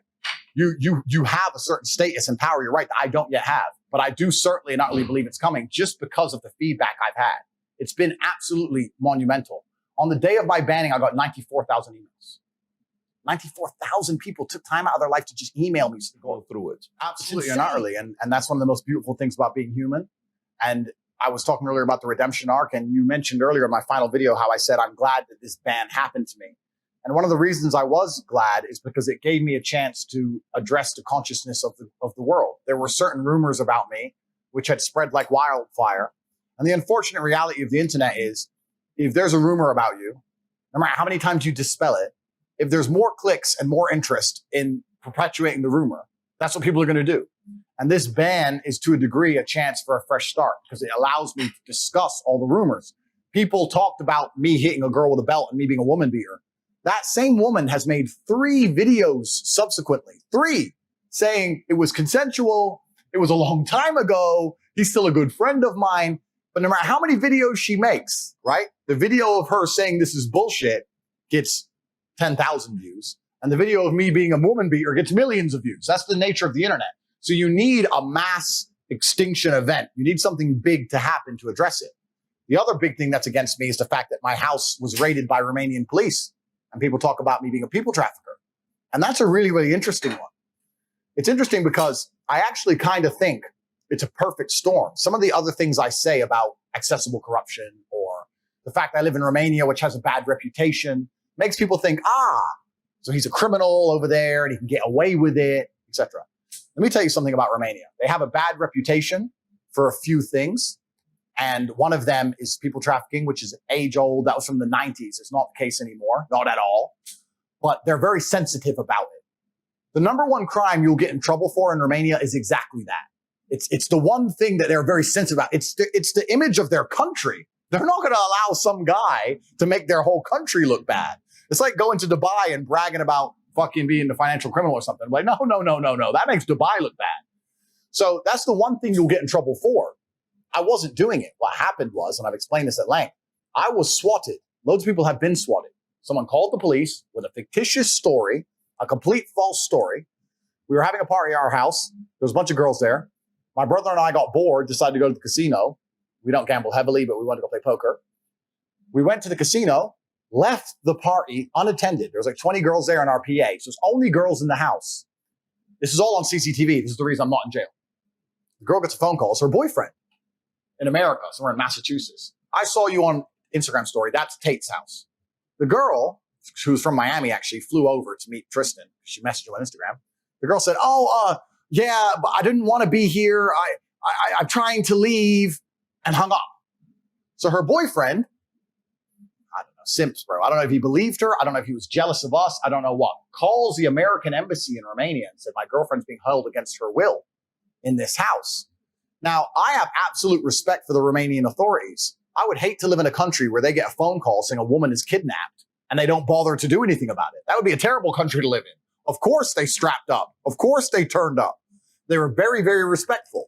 They turned up. They were all strapped, but they were very respectful. Andrew, because I'm known in the country. Andrew, Tristan, we've heard this report that it was a very cordial conversation. Well, look around the house. No one's here. We have CCTV in our whole house. They went through the cameras. They saw the girl on the phone, go out, get a pizza, come back, get an Uber home. They're like, well, this is bullshit. It's like, well, obviously it's bullshit. I was swatted. A guy effectively just made up a false reason and called me. Ta-da. Took us to the police station, do some paperwork. They came to the house initially to search the house at 5. By 8 p.m., we went to the police station, do some paperwork. By 8:45, we were released. That's it. No one talks about that. Tate's house was raided for human trafficking. He's a human trafficker. His house was raided for human trafficking. I have no charges. I'm not on bail. There's no criminal investigation. It's over. It's done. But the nature of the internet, Tate being a human trafficker gets clicks. Some girl lying doesn't get clicks. It's the nature of the internet. So I don't get a chance to dispel these things unless there was a mass banning event. And when I was talking to my team saying, look, we have to change the public image, we have to change the way, create certain things in the month before the ban, we were discussing how do we fix these rumors? And it's hard because especially when you have massive detractors, people who hate me don't want to tell the truth. They hate me. They just want to take anything they can get to attack me. Like I said, they can't attack my physicality or my success, so they have to attack whatever they can get. So there are people on the internet who repeat the same lie on repeat because that's all they want to say. So it was actually a blessing in disguise. So there's no people trafficking charges. I'm not a people trafficker. The woman's come forward saying many times I don't beat women. Like all these things are complete false narratives. And that's why the banning was a good thing because it allows me to finally get everyone's attention and say, listen, calm down. I know I'm top G, but you can't just be a human trafficker and run around the world and get away with it. Like that's insanity. That's crazy. It's almost like a fresh start, clear the air. All right, after the smoke's gone, let's see what we got. It is. It's a fresh start. And although I don't believe my enemies and detractors are logical enough and intelligent enough and also non-emotional enough to accept it's a fallacy and simply stop saying it, what it does do is the Matrix has fired every bullet it has. It's the empty clip. They fired he's a people trafficker thing. It's been proven false. They can no longer repeat it. They can't take the bullet back and reload the gun and shoot it again. So instead of having it as a nagging annoyance, instead of having it as the odd bow and arrow shot at me for the rest of human time, I'm glad they shot me with the M16 and it's done. And I survived, top G, here I am. And I can finally understand that it can't be repeated and it's finally gone away. If anyone listens to my content, I champion masculine, strong men who protect women. That's what I champion. I say all the time, people trying to say I'm negative and my mindsets are negative. If you call a police officer in the heat of battle, you want men brave like me. If you call a fireman, you want him to charge into a burning building. You want men with the tenets I teach. We are protectors of society. We're absolutely not the predators of society. It are the people who are my detractors, the ones I talked about who are objectively unattractive and objectively unsuccessful. They are the predators, not successful men. I have no need to kidnap anybody. In fact, I beg them to leave my house. I'm not trying to beg them to stay. I'm like, listen, the party's up, young lady. Please go home. So it's absolute insanity, and I'm glad I can finally clear the air on that. About your dad on how he raised you and Tristan. Yeah, my father was, I believe, the best father on the planet. I think that every son should hopefully think the same of their father. I think a father's role is to be a superhero. I think a father's role is I think one of the big mistakes in modern society is that people think that a father should be a second mother, and I disagree. I think a father should be a superhero. And sometimes a superhero needs to go do superhero things. My father wasn't always home. He was away. But when he came home with a story. And I think that the quality of his presence was more important than the quantity of his presence. He raised us with absolute duty to our last name. He made it very, very clear for a very long time that being a Tate means something and that you have to live an honorable life and a life that's true to God because of that. And also his expectations to us were exceptionally high because we were Tates. When I did something fantastic, when I became state chess champion at the age of 5, or when I did exceptionally well my SATs, he moved me up 2 grades, etc. I didn't come home and say, Dad, I did this, and go, wow, good job. He was like, well, you're a Tate. Duh. Well, who are you competing against? I was like, well, the other kids in school. Who are they? Don't know. Exactly. You're a Tate, of course. So we always had this huge expectation of us and made it clear that the last name means something and we have to stay true to it. And I think that this is kind of something that's missing from modern society. When you have a duty to your bloodline and a duty to your ancestors, that is something which you carry with yourself away from cameras and away from the eyes of the outside world. So it's been something that's been massively beneficial to me. Even when I went through hard times in my life, I understood that being a Tate prevented me from doing anything that's detrimental to myself. Even basic things. We talked about, let's say, heartbreak. If I had my heart broken when I was young, instead of chasing a girl and embarrassing myself, I could sit in my room alone and think, I'm a Tate. I can't do that. I can't. That's not how Tates act. Love you very much. Goodbye. And I missed her with all my heart, but that was the game. She let her go fuck someone else and just be heartbroken a while and get over it because I felt a duty to my last name. So what he did exceptionally well was instill duty to the bloodline and duty to the ancestors. We understood who my family were, understood where we came from, knew who my grandfather was, my great-grandfather was, etc. And he always had very, very high expectations of me. And it's often interesting. People say, you know, if you have too high expectations on kids, it's bad for them, da-da-da. I can only talk from my personal experience. The fact that such high expectations were held for me were a massive benefit to me. My father was a disciplinarian. He was also in the Air Force. If I fucked up, he hit me. He never beat me. He never abused me. but there was certainly a realm in which if I fucked up, I get slapped. It only happened twice maybe, ever. But I knew it was an option. Your father's only hit you Twice in my life, yeah. And I say this because I said this on Twitter when I had a Twitter account. Someone was saying that hitting kids is bad. And I said, yeah, I understand. You can't abuse kids. It's a fine line. I know it's a very nuanced, detailed argument. But in the real world, there are lines that if you cross, violence appears. If I get in your face as a man and start running my mouth, sooner or later, it becomes physical. That's the real world. So as an upbringing of a child, I think there should be lines that if they're crossed, violence appears. I don't see anything wrong with that. I was never abused in any way, but if I really fucked up, and both times now in hindsight, I fucked up massive. And I learned. And I was taught, oh shit, that's a line. Mm-hmm. And I think especially with young men, if there's never going to be a physical line, what line is there? Especially with young rebellious men. I don't know.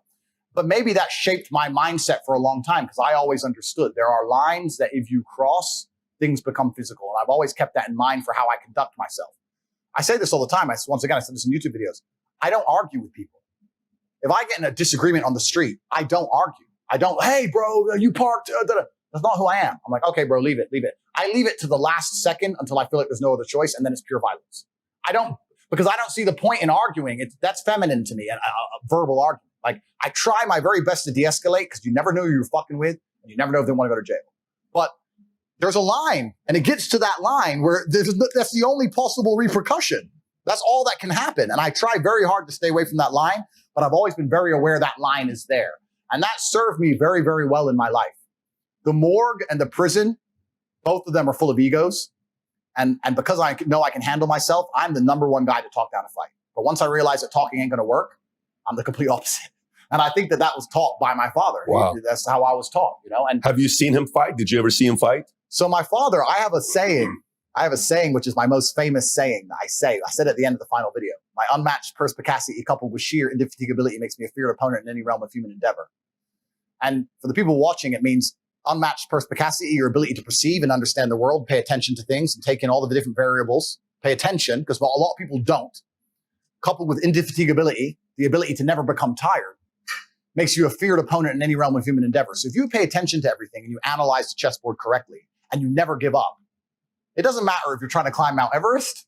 It doesn't matter if you're trying to escape a social media ban. You're a dangerous guy. He doesn't quit and he pays a bunch of attention. Mm-hmm. That's a guy you don't want as an enemy. And my father said that. I heard my father say that. The story behind it is we were in Detroit. My father was a world level chess player. He was an amazing man, but he was to a degree a flawed man, let's say. He liked to gamble. My father's attitude towards life is something I've also adopted because I've even said it myself. I'd either want to be filthy rich or flat broke. I feel like slavery's in between. And I said to my brother when we had no money, let's just move to Thailand. Let's just move to Thailand and fight and just live on $50 a day and just run around on the beach and have our time back. Like, what are we slaving away a job to pay the rent and then we're broke? I'd rather I either have to feel like I'm going to make it or just quit capitalism. Yeah. I don't want to be in between. And my father was the same. So he won a chess tournament, a low level one. He made like $3,000 or something. And he said, listen, son, the rent's paid and I either want 100 grand or nothing. It's just who I am. So we went to the casino, lost all the money. Casino's a bad place to go and try and get rich, but that's my dad. Lost all the money. So then we were in Detroit and we were hustling in a park. My dad was a chess park hustler. He'd go into the parks and he'd sit down and say, you all get 10 minutes. I get a minute on the clock. And he'd play 10 games simultaneously while they all had 10 minutes each. And he'd have a minute. And he'd sit there and just smoke them all for money, right? And take all the money in. So, and we'll talk about world level chess players because I'll make it clear. I do not have the intellect to be a world level chess player. Even though I have the genetics, it's something you're born with. It's kind of like being a human calculator. It's something in your brain. You can't train. It's like learning to sing. You can learn to sing, but you're not going to be Mariah Carey unless you're born with it, right? The way his mind worked was a different level of intellect, and I don't possess it. And that's a blessing and a curse because I'm better socially than he was. He was not very sociable as a person. And in these high-level chess tournaments, a lot of them are not very sociable people. And we can talk about that at length, but so he made some money. We went to a gas station in Detroit, and I remember this vividly. I was about 8 or 9 years old. I went to the back, to the coolers. I opened to get a drink, and I heard all this noise. And when I turned around, my dad was fighting 3 men. And I don't know how the fight started. I don't know where it came from. He had one of them up against the door, And he had him up like this, and he was biting his face. And the other two are punching my dad in the back of the head. And I'm a kid. And I just stood there like, the fuck? And the Korean guy behind is shouting, stop, stop, stop, stop. And I'm standing there. And I didn't know what to do. So I kind of went to walk over. And although my dad was getting punched, and although he was biting this guy, I remember him turning to me and saying, stay there. And went back to biting the guy. I don't know the fuck. To this day, I don't know how the fight started. Korean guy came around the back, kind of got in the middle. The guys went out. They threatened to kill him. We're going to fucking kill you like gangbangers. We're going to fucking kill you. We're gonna fucking kill you. My dad had blood all over his face, some from the guy, some from him. His eye was black. His eye socket got fractured. His eye was closed. Bumps all back the head. So we stood there, and the Korean guy started panicking, saying, my store damaged, my store. Wait, police, wait, police, wait, police. And I think my dad was a bit disorientated. He never went down, but I could tell he was a bit dizzy. So my dad stood there, and he stood like this, like in like military position, stood in the corner of the place, and we waited for the police officer to come. And the police officer came and start doing reports, asked what happened, start talking to reports, etc. And the police officer said to my dad, so you fought these three guys. He goes, okay, well, what's your job? My dad said, I'm a chess player. And the police officer said, well, maybe you should have been something else. And my dad said, my unmatched perspicacity, coupled with sheer indefatigability, makes me a feared opponent in any realm of human endeavor. I remember him saying that was his answer to the police officer. The police officer was like, yeah, how do you spell perspicacity? Okay, bro. Unfatigability. They wrote it down. Yeah. And that was a saying that my dad started using then on after, and I adopted. So that's the only time I ever saw him fight. And he didn't win. I mean, the guy got fucked up, but he didn't go down. I mean, he dealt with all three of them, and they left in the end. So that's the only time I ever. Did you see rage in him? Like, did you know he had the rage, or no? His personality was a different personality. No, my father certainly not really had rage. My father was a super unique individual. It's hard for me to even explain. You have to imagine a big black guy, big physically dominating, dangerous guy, who's a chess genius, but also he was extremely condescending, but I understand why he was the way he was. When you're wired like he is, everyone is a moron. And when I say he had photographic memory, everyone goes, oh, I know someone's photographic memory. No, you don't. I'm talking about, what's your phone number? Cool. 6 years later, gets on a payphone. Like, it's just like, how the fuck? Just everything you told him, he remembered. Everything. And that becomes a detriment, because if you remember and you pay attention, if you remember every number plate of every car around you, then you're in a car with the guy and he's like, last Thursday, that car was beside us. Dad, was it? I don't know. Of course you don't know. You don't know, but I do know. That car was beside us next Thursday. Do you believe in coincidences? Like, well, maybe it is a coincidence. He goes, maybe it is. Maybe it isn't. And then you can't argue with him because you don't know if he's like, well, you're not smart enough to remember all the number plates, son. So you just leave this to fucking me.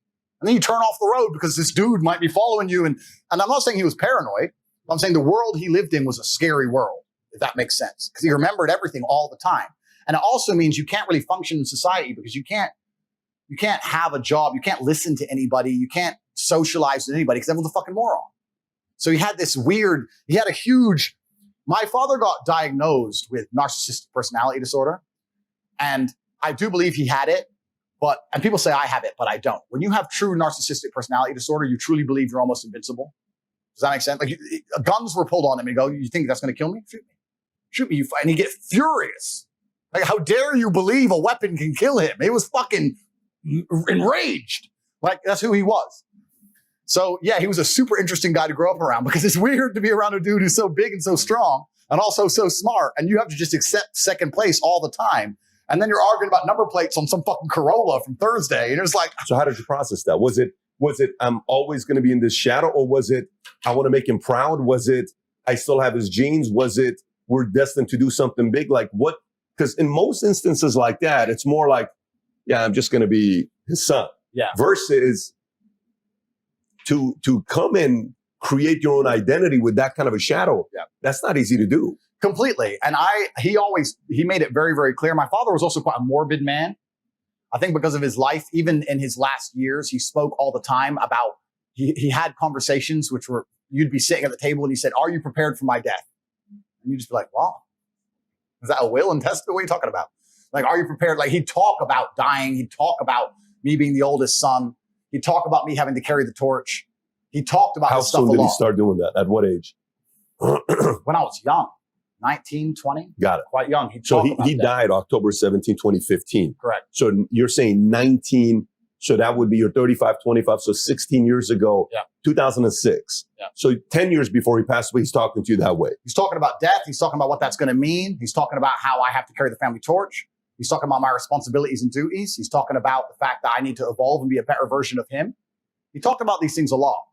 Now, he also used to, till the day I was an adult, he still had a superior complex over me, and I respect it. My dad used to say things like, "Oh, you're champion now. You know, there's probably only one man left who could whoop your ass." That's who he was, right? He still believed he could beat me. You gotta love that, though. Yeah, he still believed he could beat me. That's who he was. He's like, "Nah, you may be champ, but there's one man left who could whoop your ass." And that's who he was. And I had so much respect for him. I was like, yeah, because, you know, you're right. So that's just how he was as an individual. But I think it's the opposite. He set such a high standard in certain regards that I knew I couldn't just be some normal guy. I'd feel guilt. I'd feel dirty if I was just some normal dude. Like I can't just be, I'm his son. You know, like in the old movies when you watch Conan, they say, Tate, the son of da-da. I was always the son of Emery Tate, even at the chess tournaments. It's the son of Tate, the son of, the son of, the son of. The expectation was there. And instead of it preventing me from creating my own identity, I was actually the opposite. It's like, okay, I have to be fantastic. And I was cerebral enough. I said to my dad, look, I can't be as good at chess as you can. I don't think I can do this. And he said, well, you could, but belief is a huge part of it. So if you don't believe you can, then what else are you going to do? Because I remember telling him I didn't want to play chess anymore. He said, that's fine, but you're not going to not play chess and fucking watch TV. You play chess for 6 hours a day. So you need to come to me with a plan for 6 hours a day, son. What are you going to do with your life? And I chose fighting because I said, listen, chess is one-on-one competition without luck, without a team, no ball, no wind to blow the ball on the net. What if I fight? He said, okay, I respect that. You can be a fighter. So he wasn't trying to force me to do anything, but he was a very regimented individual, and that's who he was. And I had so much respect for him, and he was my superhero. I wanted to be like my dad. And even from a very young age, even if you were to Google up my dad, Emery Tate, and look in the chess community, they called him E.T. for Emery Tate, but also E.T. like the alien because he was a bit strange. But the way he played chess was so unorthodox that sometimes he had some spectacular losses, but sometimes he had some spectacular victories against some of the top players in the world. So everyone was scared of him because he played with such recklessness that he was like, it was blitzkrieg. If you get through it, you survive, you get to beat him. But when it's coming hard and the heat's on, he destroyed some grandmasters so badly that they took like a year away from tournaments, like genuine like embarrassment. That's how he played. So nobody wanted to play my father because it was a risk, right? Because he's only top 200 in the world, but he's smoking top 10. Sometimes he loses, but sometimes he'll fucking take your head off. So he was an anomaly. So whenever I went to a chess tournament, they're like, Tate's here, Tate's here. There's always the rumbles and, oh, Tate's here, fuck's sake, Tate's here, Tate's here. So the name was always feared. And I think that was part of it for me. I wanted, when I turned up to a fight event, Tate's here, Tate's here. I want my name to mean something, right? I wanted to mean something like, and that was always very important to me. And I was just told, look, you want your name to matter, then you have to go make it matter. It's not going to matter by default. And if you have good parents, and some hardship and some trauma, I think any man doesn't make any sense. What did he say to unify the two of you guys or the three of you guys? Yeah, so that's a really good question. He was very, very focused on my brother and I's relationship and making sure we're close. And he just made it clear that as you excel in life, you're going to have a lot of enemies. And if you can't rely on your brother, you can't rely on anybody. And even when we were kids and we would argue, I remember one time we were arguing over Lego, dumb shit. And we were in the dining room and we're arguing over Lego. And my brother ran in there and said, Andrew stole the Legos, da, da, da. And he said, I don't have time for this bullshit arguing over fucking Legos. And my brother was crying because we had a little fight and I'd hit him or whatever. And he put us in the dining room. He said, you're both staying in this room in fucking silence for 2 hours straight. If I hear a noise, I'm starting the timer. So sit here. And we're both scared of getting hit from him, right? So we're like, shit. So we sit there. And we're sitting there looking at each other, two 10 and 8-year-olds, crying, angry at each other. And as soon as one of us would like move on the seat, he'd say, I'm starting it again. And after 2 hours of sitting in perfect silence, it got to the point where me and Tristan learned, just don't argue around dad because you're going to end up just sitting in silence, staring at each other in the face, just sitting there. So we just didn't argue around dad anymore. And then by extension, mom was like, I'll tell your dad. So it was like, oh shit. And then we just stopped arguing completely. Me and my brother have not had a serious argument in years. Gotta love it. Well, if we disagree, wow. We'll like, okay, we disagree, da-da-da. It'll be 5 minutes, 10 minutes. Sure. We'll never ever argue We share everything. We live in the same house, all the cars we share, bank accounts, like, besides women in underwear, you name it. We share absolutely everything from head to toe. We never, ever, ever argue. And another key to that relationship is Tristan accepting I'm the older brother. That is a big key to it. Tristan will accept. Older or alpha? There's a difference. It is a difference. But I also think if we ever do truly contest, he will say, okay, well, it's 50-50. And I might pull out this card once a year if that, but you're the older brother. So there still is that older brother Meaning thing. he knows you're the alpha. I think so. Yeah, I think he knows, well, you're the big brother. You're the older one, so thing. So if we're ever 50-50 on a call, I'm the older brother. So that's it. But I also, unlike a social media company, know when to use my power. I also know when to concede and when to say, you know what, okay, you know more about this or you know more about that, or you care about this more than I care. I don't give a shit, whatever.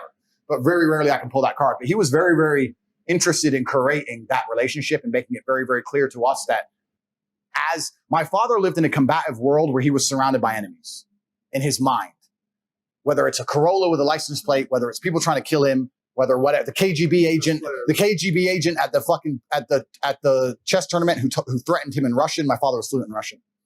He always had enemies, and he was actually attacked and very badly hurt in Budapest in 1998. He played in a chess tournament. He beat a Russian grandmaster, and then he was jumped and beaten in the subway and had to be hospitalized and nearly killed him in a subway in Budapest in 1998.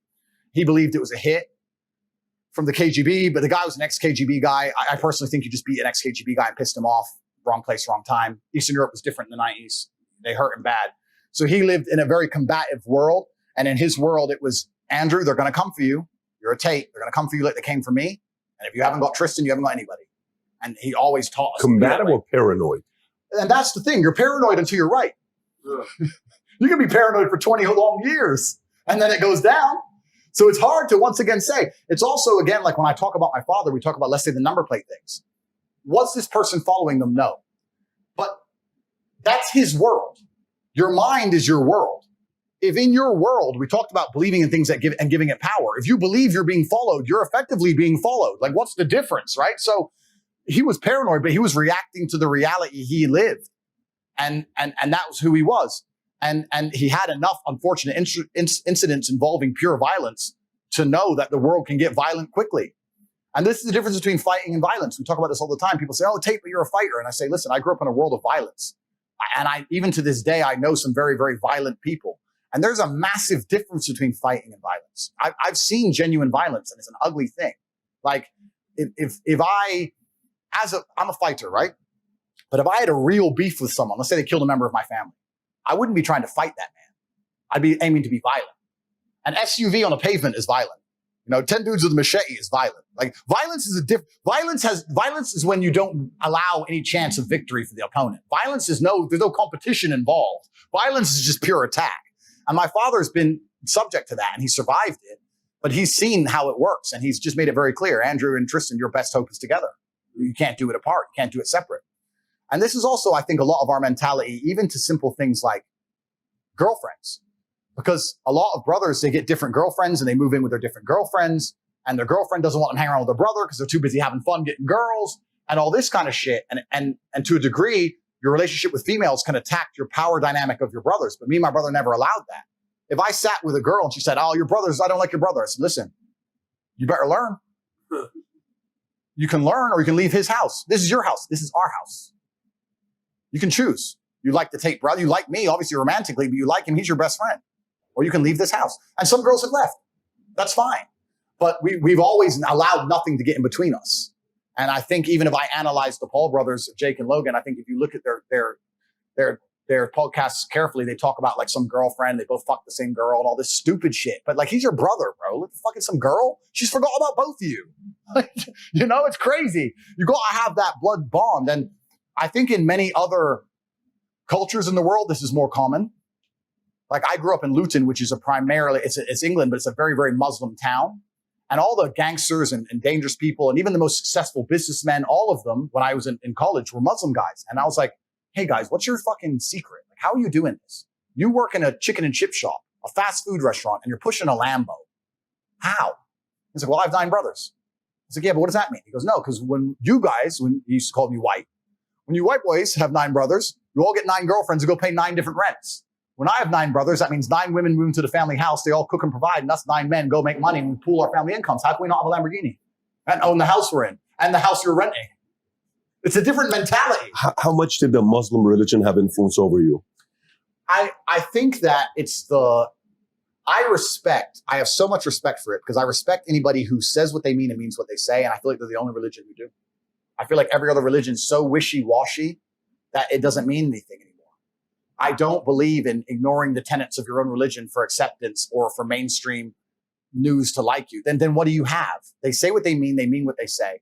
And primarily they focus on family and their own. And I have to absolutely respect that. And like I said, I grew up around these huge Muslim families where all of them had pretty unremarkable jobs and they still had property portfolios and supercars. And I was just like, okay, that's the power of brotherhood. That's all it is. I only had one brother. I wish I had 10.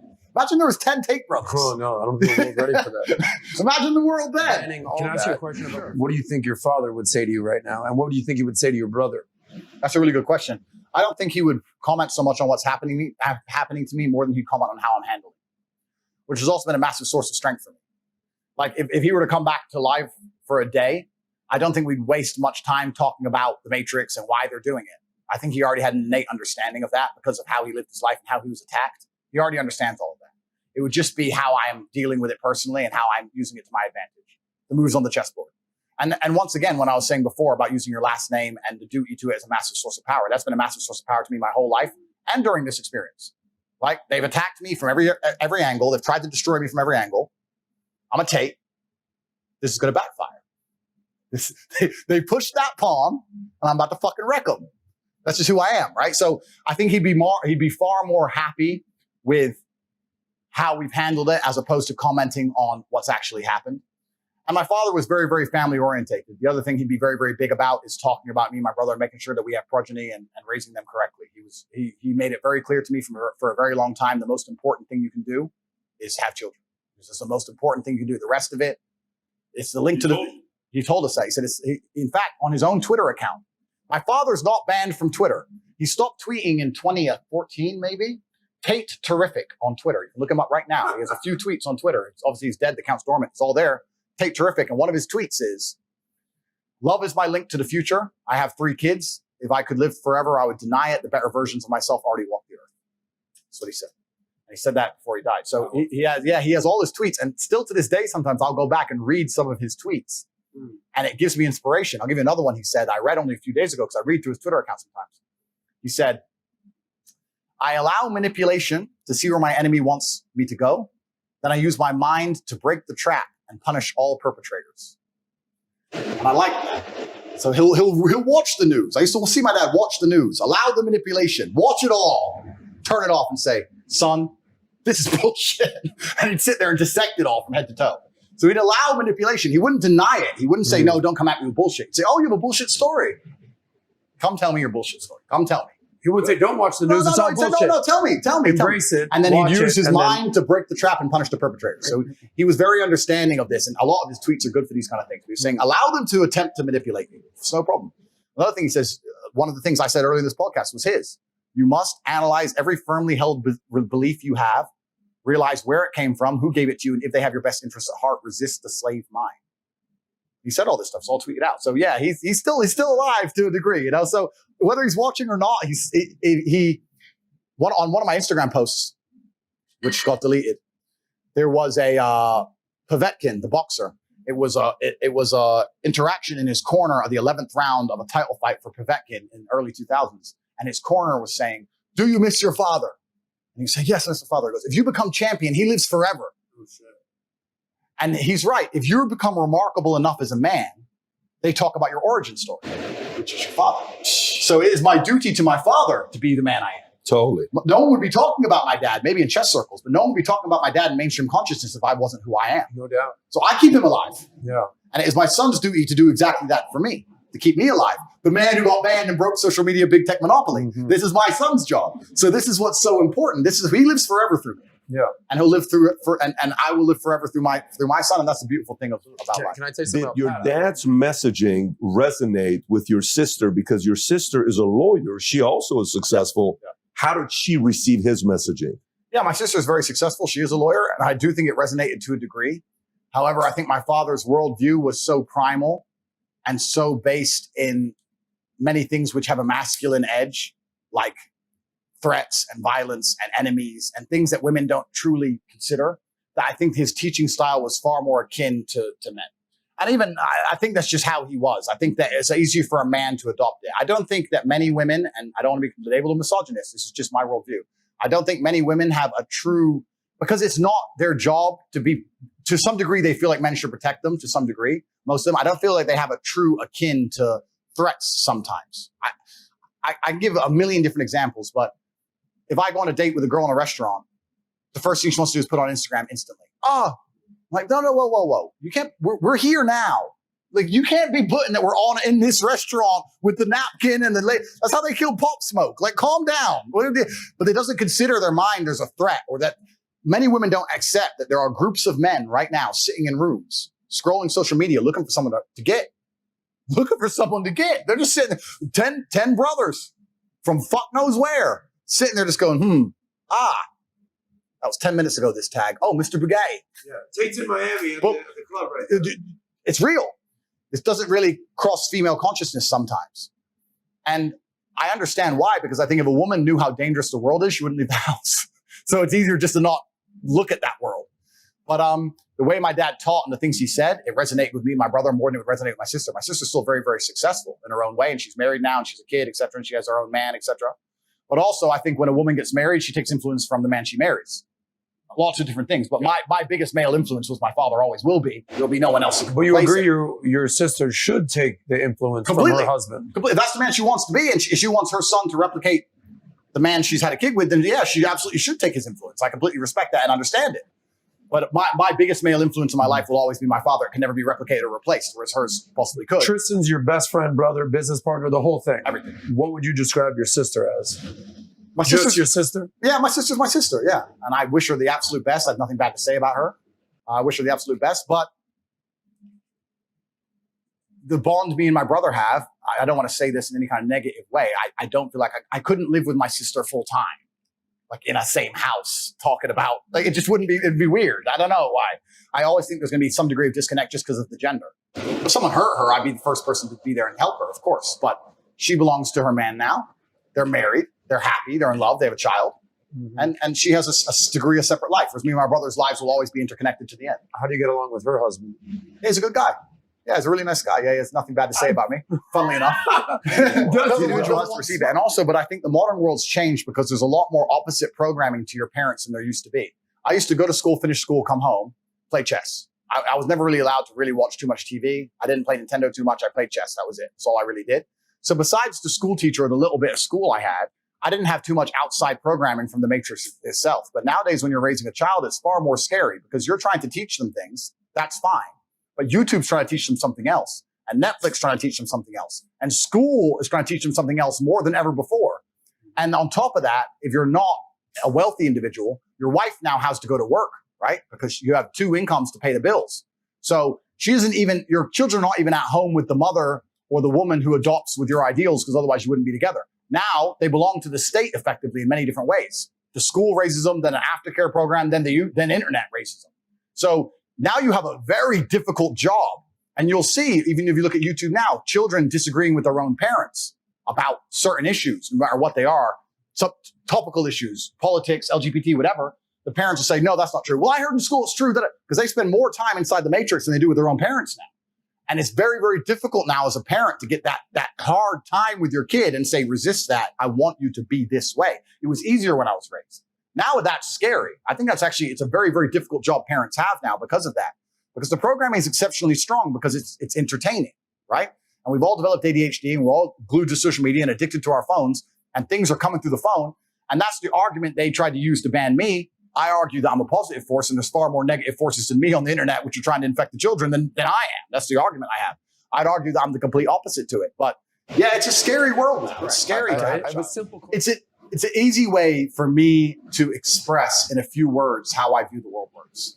I've adopted something from popular culture and I've adapted it to try and quickly explain. If I try and sit and explain that most people are being used for their resource, they're being projected a reality that isn't true, they're convinced of things that aren't true, they're promised that if they slave away hard enough, at the end you'll retire. At the end it'll be good, which is a lie. And they're just used for their resource until they die. to get into that and explain it at length is difficult. But if I say you're inside of the Matrix and they've seen the movie, they're like, what do you mean? You're inside the Matrix. You're living inside of a projected reality and your body heat is being extracted in real time for the machines. That's what's happening to you. And they're like, I don't understand. You will understand once you break free. How do I break free? You break free when you can talk freely. This is the thing that's amazing. And I talk a lot about money, but I'm not that financially driven. I just understand if you don't have money, you can't have an opinion. You can't say what you think. You can't do what you're not told to do because then you can't pay the mortgage. If they say wear a mask to come to work, even no matter how much you know that mask is fruitless, you must pay the bills. You must comply. That's the Matrix. You have no force but to comply. It's only when you get to a point of money where you can say, no, my principles are worth losing X million. That's when you can escape the Matrix. Money is a primary motivator to escape. I've always been interested in freedom more than money. It's not about having nice things. It's about having freedom of mind and freedom of thought and freedom and autonomy over my own body. That requires money. Or it requires the complete opposite. Like I said earlier, it's either no money, living on the street, or a lot of money. Anywhere in between, you're controlled. But if you ain't got shit and you're on the beach, wear a mask, get fucked. Get fucked. We're going to take my house, I ain't got one. No. So when did give you me a fine, Sure. go on then. Like I ain't got any money. Like, so that's the only way you escape. You escape through extreme poverty or escape through wealth. And I was prepared to take either route. I was prepared to take either one. Positive influence of dad. What positive or negative influence did mom have over you? Yeah, so my mother was fantastic. She was an amazing mother. I don't know if I can talk about positive and negatives. My mother was very much subservient to my father, which was a good thing. They used to have arguments, etc. And I think I learned a lot of my lessons, I guess, on male-female dynamics to a degree from my childhood. Like I remember one time my father was away at a chess tournament for a month and a half. He was away for a really long time. He was at a chess tournament, playing chess all over the country. Came back after a month and a half. Within 45 minutes, him and my mom are arguing. I think she found something in his pocket, a phone number. So I don't know what it was. Started arguing. He just walked in the house. They started arguing, and he came down to me and said, son, give me a hug. Gave him a hug. He goes, all right, see you in a few weeks. I was like, where are you going? He goes, when you're older, you'll understand. Your mother won't shut up. Walked out the door. I didn't see him again for 2 weeks. That's who he was. Like, I come home. Oh, you want to fuck this? Fine. That's how he was as a man, right? So I learned, I'm not saying that I'm that way, but this is my childhood, right? I saw it. But my mother was quite subservient to my father. My father was certainly a disciplinarian. He was certainly the man who was in charge of the house. My mother did her job fantastically. She taught us how to read. She fed us very well. She made sure we ate good. And my dad's basic tenet was, your mother is in charge of keeping you alive. Food, go to bed on time, eat good, go to school. She's in charge of keeping you alive.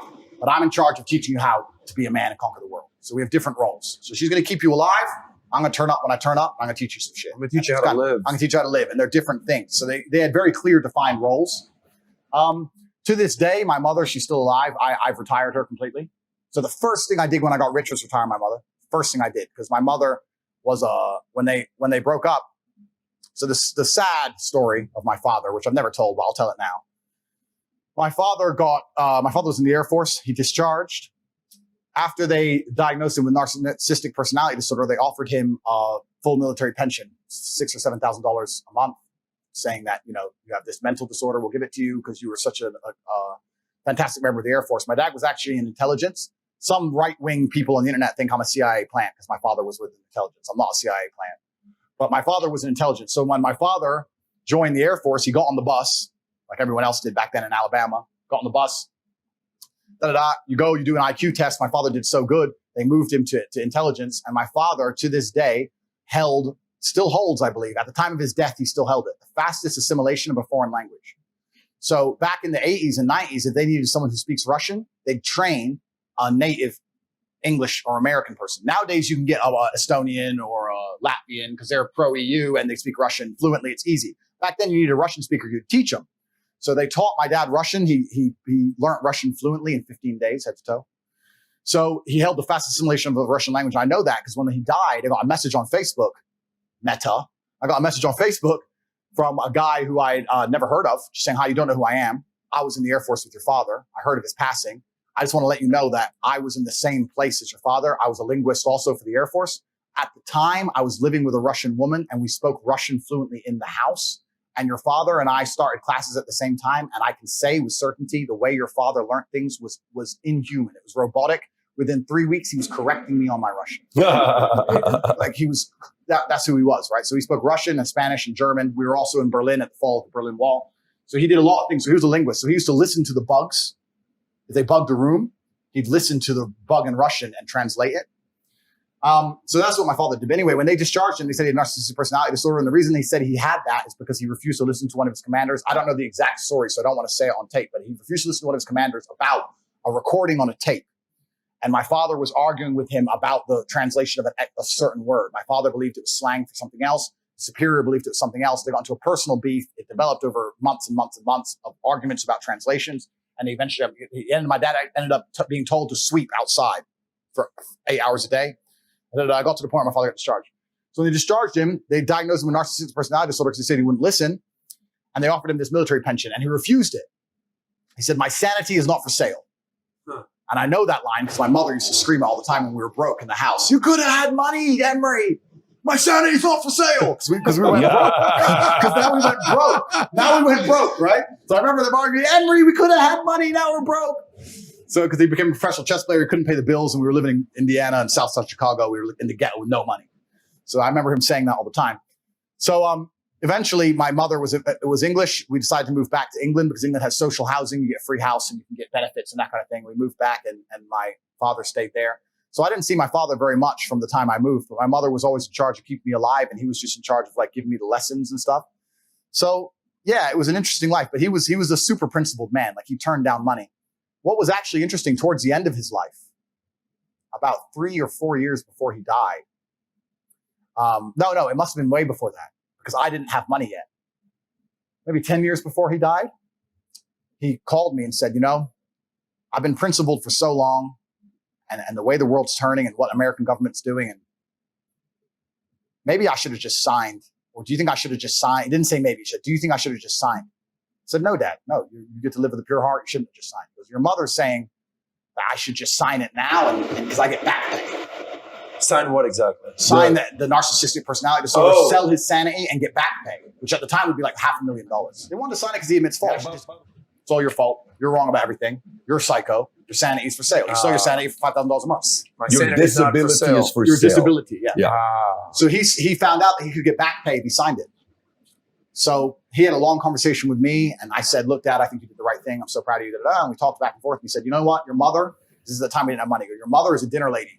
My mother was a dinner lady at this point. After we moved to England, we had some things, but she was a dinner lady. She got like $400 a month for cleaning plates. She had arthritis. She was starting to get bad knee from standing up all day.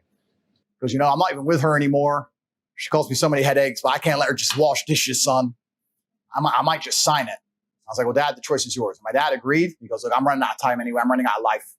I taught you boys a lesson. You know what I need. He went to sign it. He went to the military to try and sign it for the back pay. They declined him. They said, you're not crazy anymore.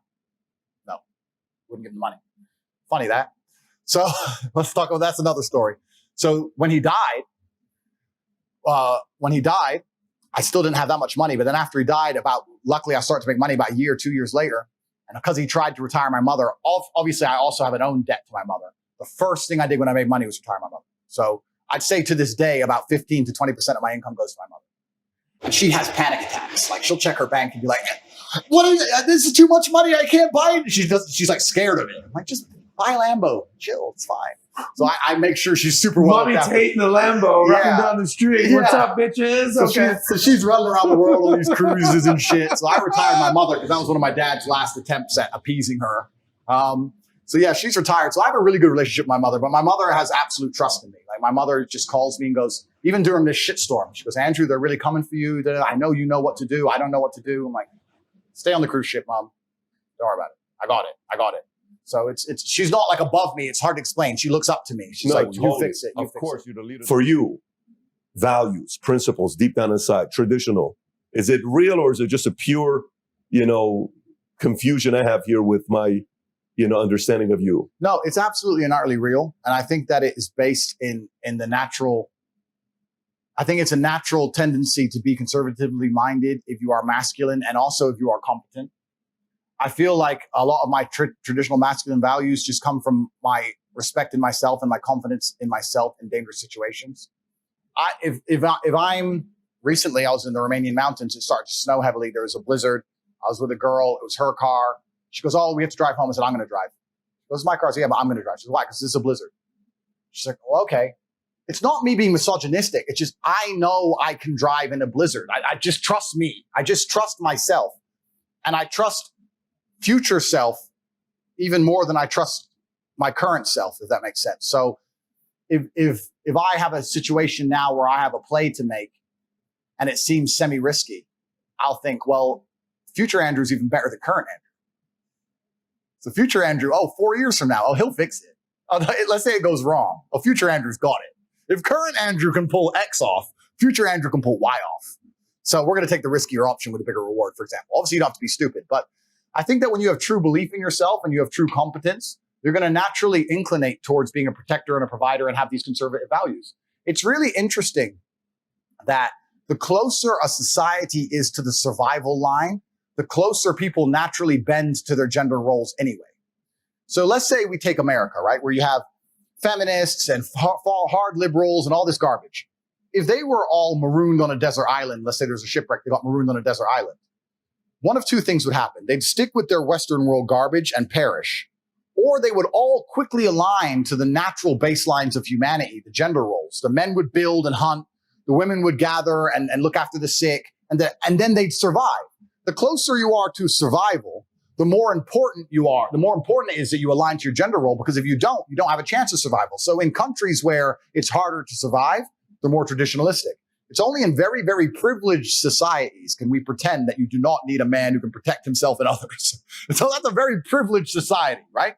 So I think when you have a hard life and you've lived a life on edge, you're naturally going to be inclining towards those things, towards reality and towards conservative values and towards traditionalism, because that gives you the highest chance of survival.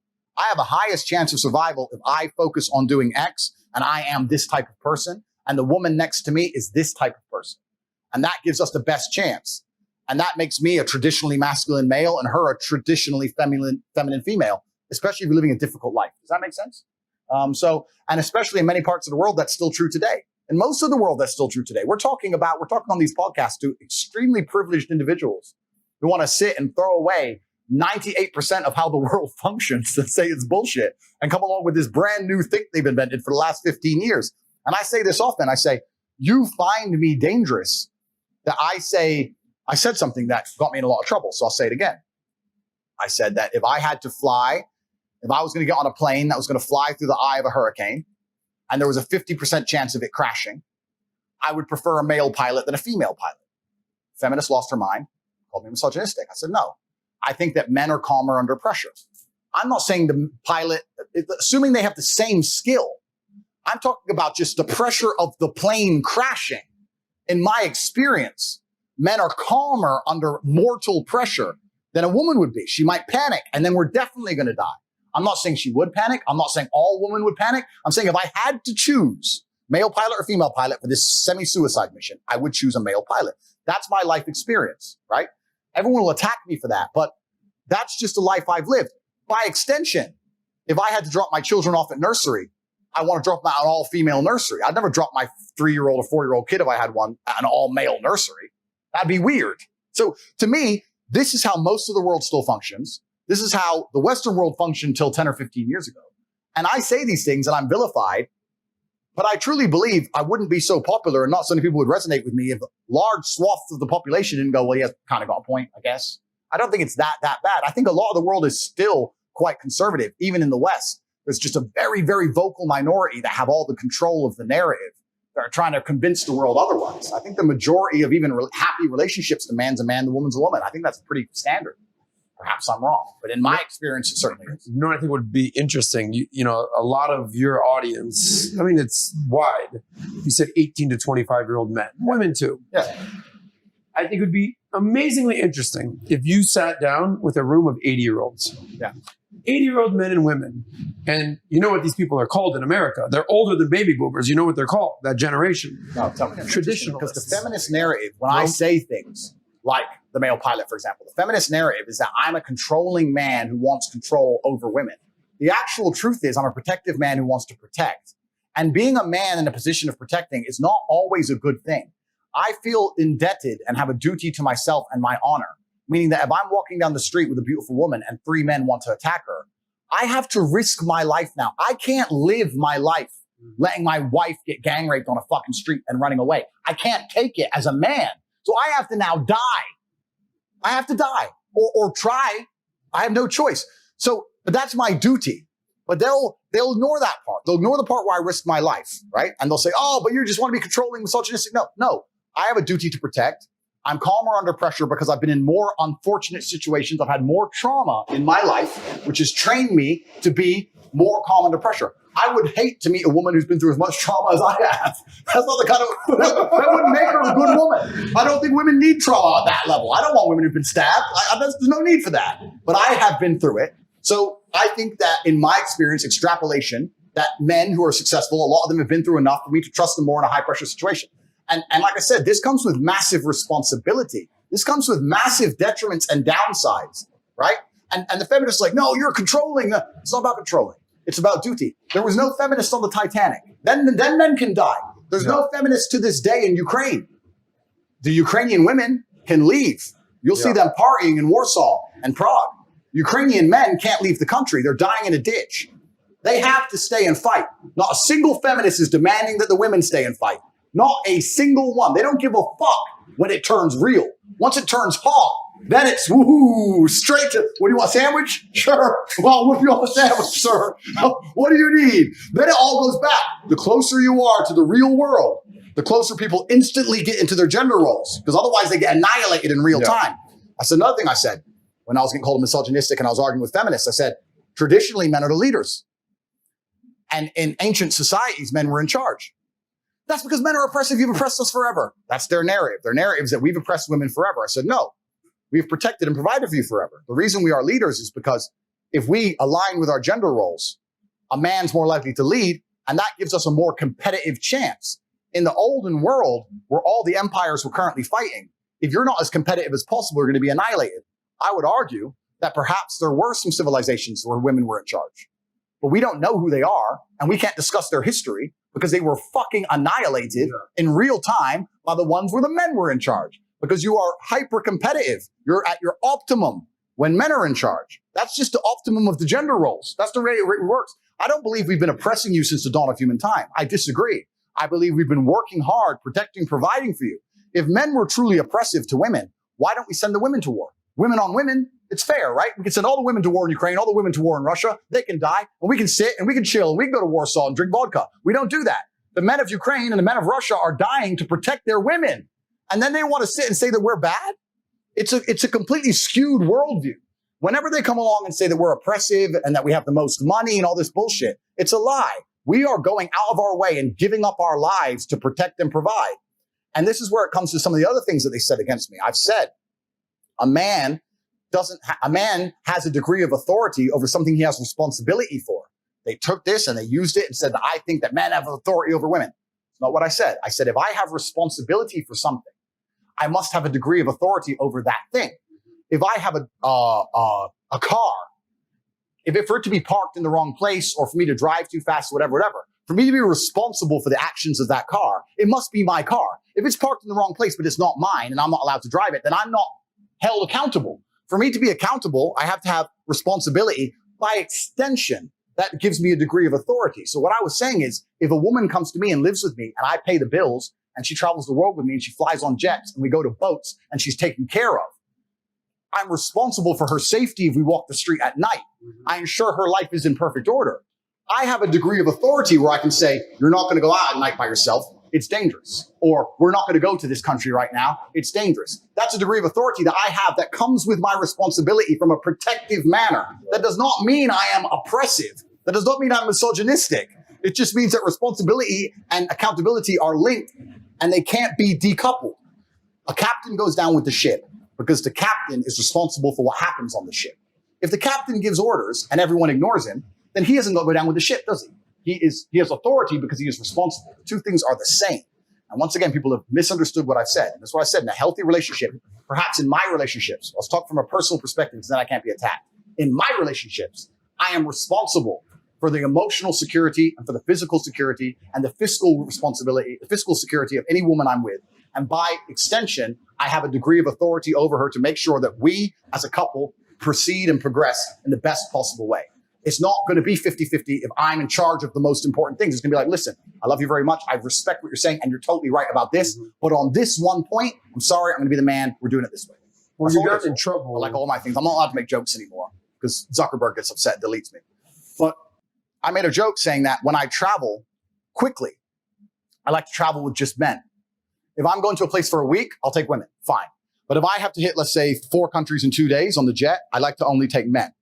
And they said, why? I said, well, and it was a joke. We were all sitting on a podcast. I said, well, traveling with a woman's like traveling like kids. They get hungry. They have bags. They need the toilet. With men, it's just military. In, out, boom, no sleep. In, out, boom, no sleep. Pack the bag, no sleep. On the jet, no sleep, no sleep. No. You're going to be military, you can get it done. That's what I said, right? We have a Marine over here being like, that's what I said. Yeah. When I take my girlfriend, she's like, oh, we haven't slept in 2 days. I'm really, really hungry, Andrew. You it's like, oh, so am I. Shush. Like, it's just different. So, and that gets taken out of context and they don't accept it as a joke. It's a joke. To a degree, it's a joke. I mean, I still mean what I say, but to a degree, it's a joke. The analogy upsets them. Tate, question for you. Sure. How do you process that yourself? Because you became successful not being in that environment. Correct. So do you see this as well? It depends. There's exceptions to the rule. How do you process it? I think it's a fantastic environment. And I think in an idealistic world, that's the way it would be. I think the reason it's not happening today is that I don't think many men actually benefit from marriages or relationships anymore. And people are always going to have to require some degree of incentive.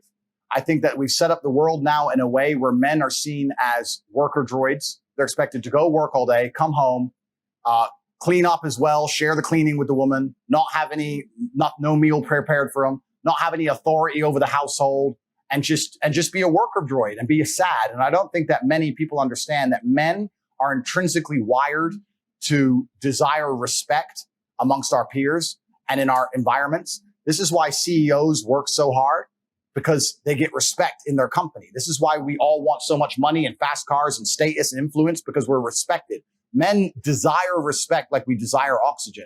And if a man's coming home to a household where he doesn't feel any respect, he's not going to want to be there for very long. And I think the way you fix this is you need to understand that many men don't have an incentive to be in the house anymore. I think that it's actually would be quite easy for a woman. In fact, there's a couple women who even say this on YouTube. I can't remember their names, but it'd be quite easy for a woman to make a man really happy with super basic things. Just go up to your husband and say, hey, you know more about this. What do you think about this? That would make most men's world. And there's so many sexless marriages out there with men who work their ass off and they come home to a sexless marriage and kids who don't fucking even like them. If you were to just even ask him his question about some asinine bullshit, a lawnmower purchase, for example, he would feel so happy to feel like the man of the house. That's what men need. They need to feel like all this work I'm putting in, all this shit I'm going through, I'm respected for it. As soon as a man feels like he has no respect, that's the absolute end of a man's interest or a man's tolerance of a situation. I think that's the reason it's happening. I know a lot of men who completely love their wives. They love them with all their heart. They die for her. But he's just not respected in his house. He doesn't get to be the man of the house. Is it on him or is it on her? Like, does he need to go earn it or is it on her to provide it? It's a combination of both. I think it's certainly on him to earn it, but also the matrix programming is counter to him. The matrix programming is trying to tell him that he shouldn't be allowed to be the man of the house, that he shouldn't be allowed to have any kind of authority in any regard. He shouldn't be allowed to be able to say what happens. The matrix programming is saying the absolute opposite all the time. And if that's getting into your woman and you don't have that much influence, and that's getting into all your children, you don't have that much influence, now you're coming home to a household where everyone just thinks you're the dude who should just fucking work. You're just a worker droid. You're the slave. You're the robot. And your feelings don't matter and your authority doesn't matter, and get fucked. And this is very conscious. If you watch any Netflix show, the mother is the smart one and the man is the bumbling idiot.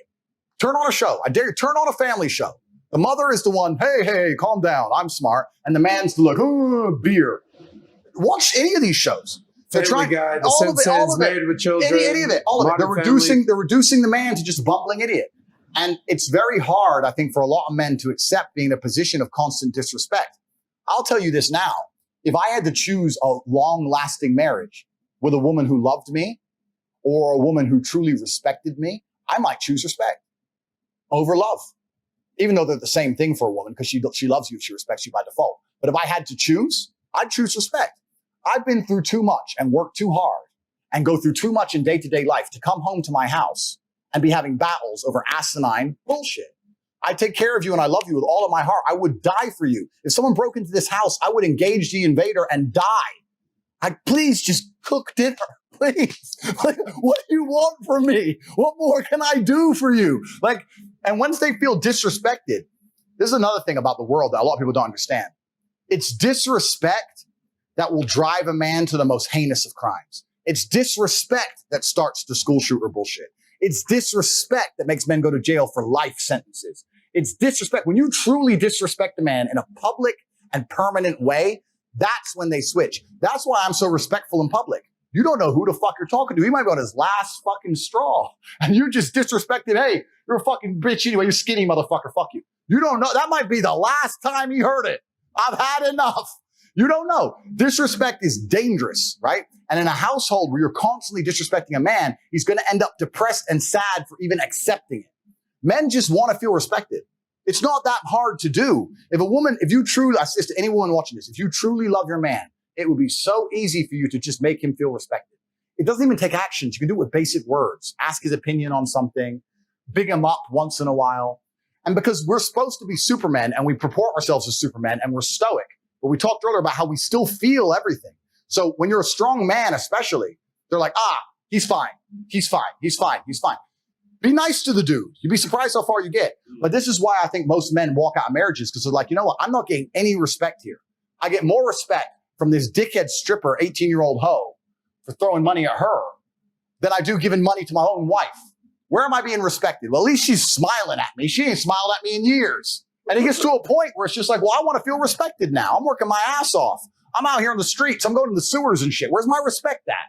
And that's what I think it really comes down to. I think men function on respect. And respect is the number one trigger that'll make a man do heinous crimes. And it's also the thing that will make us do the bravest, most honorable things. What did I say about protecting my wife from trying to try to rape her in a situation on the street?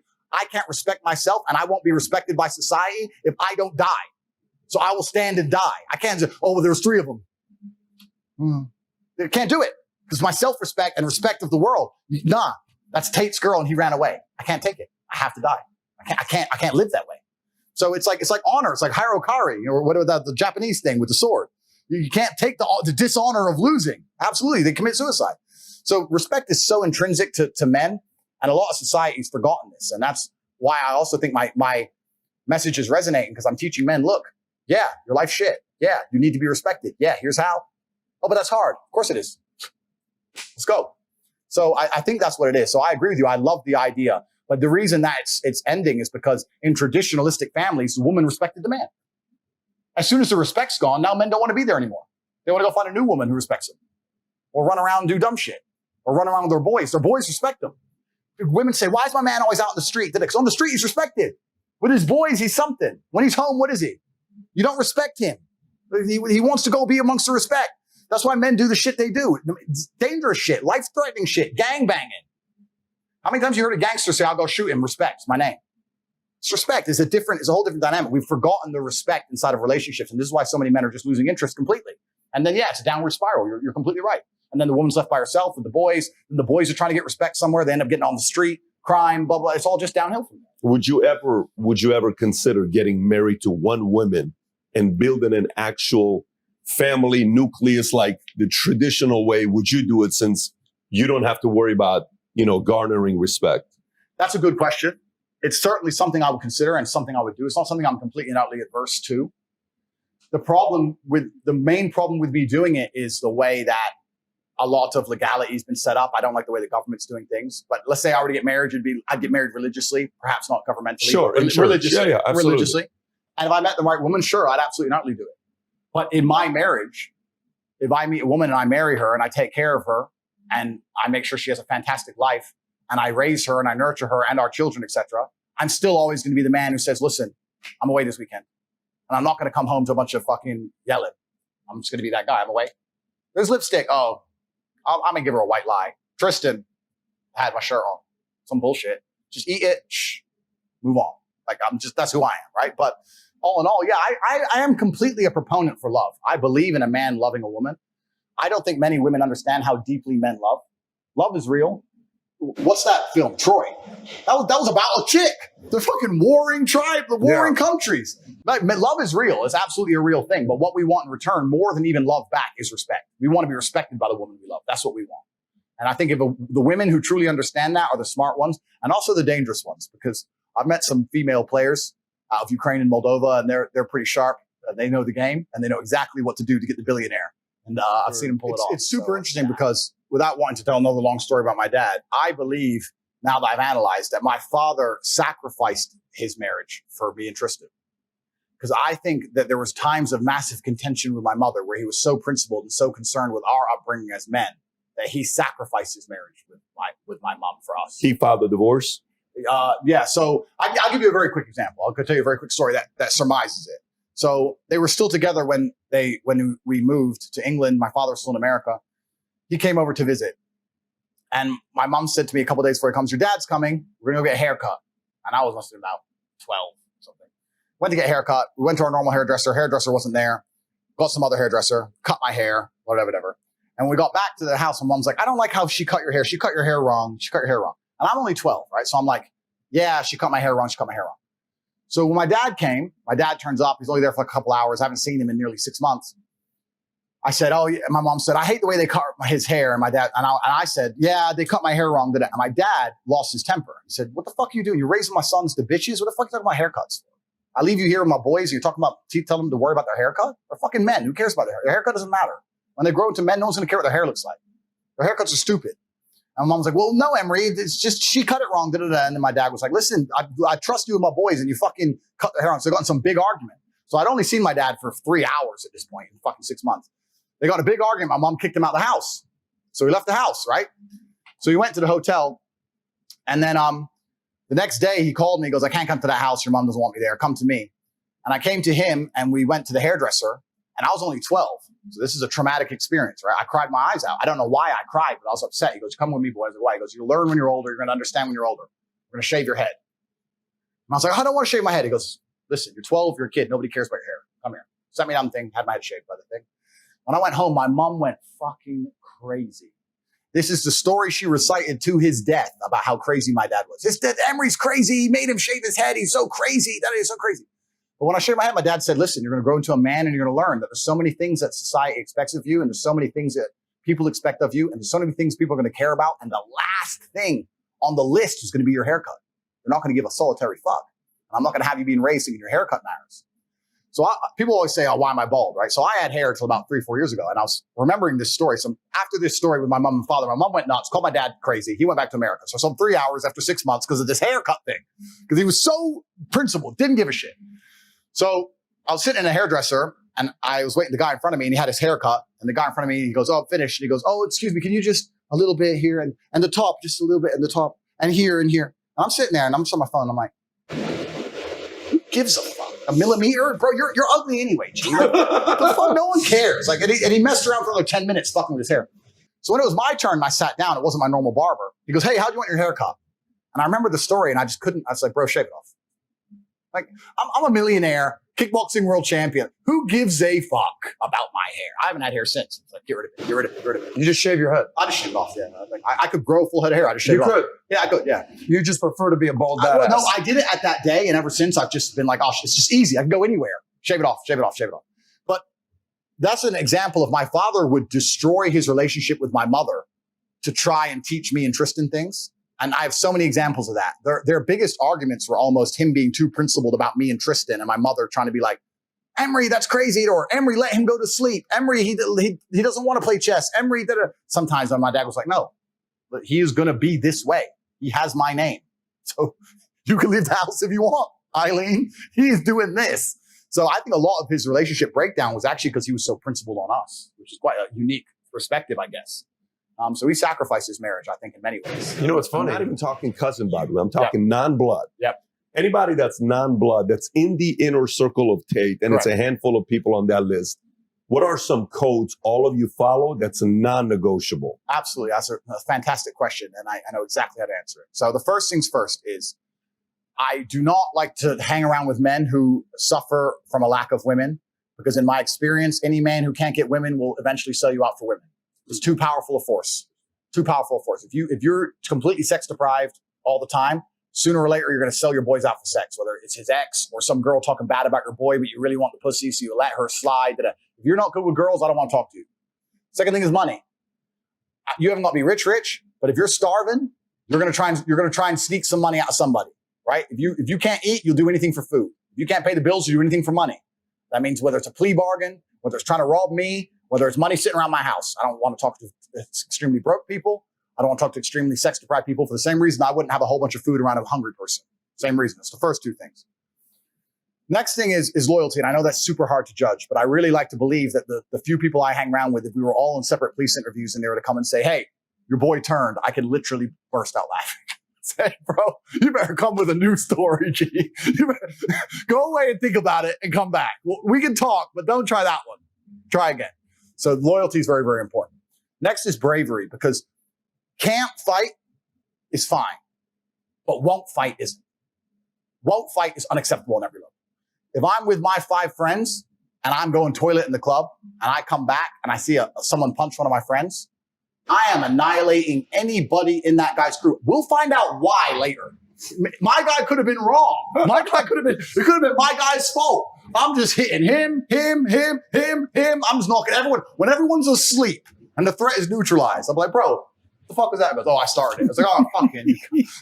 But Ask for forgiveness later. First, people have to pay, right? We'll worry about the whys afterwards. So they have to have that loyalty and that devotion to the bravery, the ability to fight. I find it very crazy. I find it crazy, and I say this often to guys. I say, you're rolling around with these men who won't even fight to protect you because they're cowards. So they'll watch you get your head stomped to death and cower out and not even try and help you. And they'll be like, yeah, but he's funny. But he's funny? We're talking about life and death. You're talking about fucking funny? Like, so if I can smell on someone that they wouldn't even attempt, I don't want to be anywhere near them for the same reason. And general professionalism. I've developed a habit where I punish myself for the smallest unprofessional actions. If I misplace my keys or misplace my phone and it takes me more than 10 minutes to find it, I'll punish myself for that.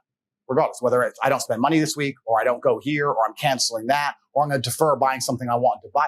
I punish myself religiously so that next time I put my phone down, I know where I put my phone. Next time I put it down, I know where I put it all the time. When I put it down, I know where my phone is. So when I'm around people like, hey, I lost my keys, or hey, bro, I forgot. When I'm around sloppy people, I don't like it. I like people who have their lives in order. When I detect sloppiness, I don't really want them too close to me because gaps are where things sneak in. Other things are basic OPSEC, really basic OPSEC. I like that if I'm around my friends, if I'm ever sitting with my back to a room, this is an enclosed environment, but in a normal restaurant, I never sit with my back to the room. But if I have to do it, I like that I never do it, but if I have to do it, the people I roll with, they'll literally give me a nod. We'll sit down at dinner and I have to sit here, they'll go. And they'll pay extra attention for me because I can't see behind me. I like that level of professionalism. I like that. I like people, like I said, don't get weak, no hangovers, no crying their eyes out, no cowardice. It's infectious. Don't like that around me. No negativity. Don't like that around me. So there's certain things that I create a very, very particular reality. And it's actually interesting because to me, these things are all normal. But when you have these kind of standards, it's pretty hard to find friends. You're like, oh, you're a dumbass. You're a pussy. You're like, and you don't talk to that many people. But if you get a crew together that act that way, it's amazing how, not to get all airy-fairy, but it's almost an intangible. When you have 6 men in one place who are perspicacious, who are paying attention, who do have their things right, who don't lose things, who do it, the whole room can smell it. When me and my crew walk in a room, even if it's almost like an energy. Some guy can be eating his dinner, not even see us walk in and go, 6 predators. It's like the rabbit when the fox comes. Like you can smell when the guys turn up. Do you know what I mean? And everyone's experienced it. Everyone's seen it. So anyone I associate with, I have these very, very stringent metrics. And they're basically just to make sure that nobody gets inspired by something they can't resist to snake us. And also nobody's overly sloppy and allows a way for us to be infiltrated and destroyed. And one of the easiest ways that people, especially in the modern world today, especially people in my position, are infiltrated and destroyed are women. So with women, I create that very heavily. If you get a guy who's thirsty and he's on your crew, let's say I have problems with another crew, let's say, and I know they have a member who's thirsty. That is the easiest job in the world. You get one hot bitch to Instagram message. You're going to find out where they are, what they're doing, where they've been, the hotel room right now. It's fucking done deal. You can do whatever you want to them idiots, right? You got to have guys who can turn that shit down. I've had it a bunch of times in my life where I've been in countries. I was in Sofia, Bulgaria. I was talking to this girl. She's like, hey, 10 out of 10. And I've been talking to her for a few weeks. She's like, hey, let's meet at this place. I'm like, let's go here. No, this is my favorite place. Let's go here. And I was like, no. I'll turn pussy down. I could have been wrong. Could have been right. Could have been right. We're never going to know. I'll turn it down. But if you have that guy in your crew, hey, bro, she's so hot, bro. She's so hot. That's problems for you and him and everyone else. So you got to be very careful with the kind of life you're living. But if you live with people who have their lives in order, it's important. But professionalism is also a really big one. When I see people who are sloppy, it makes me very uncomfortable. Just general sloppiness. I can't explain it. When somebody have those conversations, when a girl is your main girl. Yeah. So I've had relationships with women for 5 or 6 years and they never knew my job. And I'll just say to them, look, if you know things, even though I don't do anything wrong, but if you know even who I associate with, if you know things, then you have to lie. Why isn't it easier if you just don't know? Then you got to lie, right? So I'm working. What's work? Work's work. You're on a jet. You're on a jet. Enjoy the jet. Right? So I keep certain things from them because it makes it easier than them having to worry about a false narrative or a lie in the event of whatever. Or if we break up, then what, right? So I'm very careful of that. I'm very, very careful who I talk around as well. Like if there's random, like on the yacht, me, Tristan, and my cousin, we were just with 30 girls on the yacht. We didn't talk business once. We talked business one night when everyone was asleep. A couple times, like Luke went to go, hey man, I'll message you. We'll be sitting in the same room. What's happening? It's just people. Loose lips sink ships. Doesn't matter if you're doing nothing wrong. You gotta be careful who you're talking around. They listening to shit. And in the modern world, they record shit. Like you don't want to, even if it's a 0.1% chance, but what's the upside? Like there's no upside. Yep. So why take the 1% chance? Risk reward. I'm very, very careful. And especially with women, not because they're necessarily malicious, but because women in general don't have to worry about the certain things I'm talking about in terms of professionalism. There's a whole bunch of beautiful, smart, great women out there who just go through life and they're just Instagramming everywhere they go and they forgot their keys and do. And if she's too close to your circle, it's just an in. It's an in to get you. And you got to be careful. And it's amazing whether it's the 1970s Soviet spies or the 2022 mafia. When they want to get a dude, it's a chick. You either send a new chick or you watch his old chick or you find his girlfriend. Even a bounty hunter today. Let's say I was wanted by the police and they couldn't find me. Who's his girl? Bet he's gone there. Bet he needs some sex. Go put a car there. Every time. Every fucking time. You got to keep this shit in order. And the women I associate with have enough respect for me to go, okay, I don't know. Fine. Just, I love you. Love you. When they arrested El Chapo's girl, didn't you say I didn't know he was a criminal? I thought he was a chef or some shit.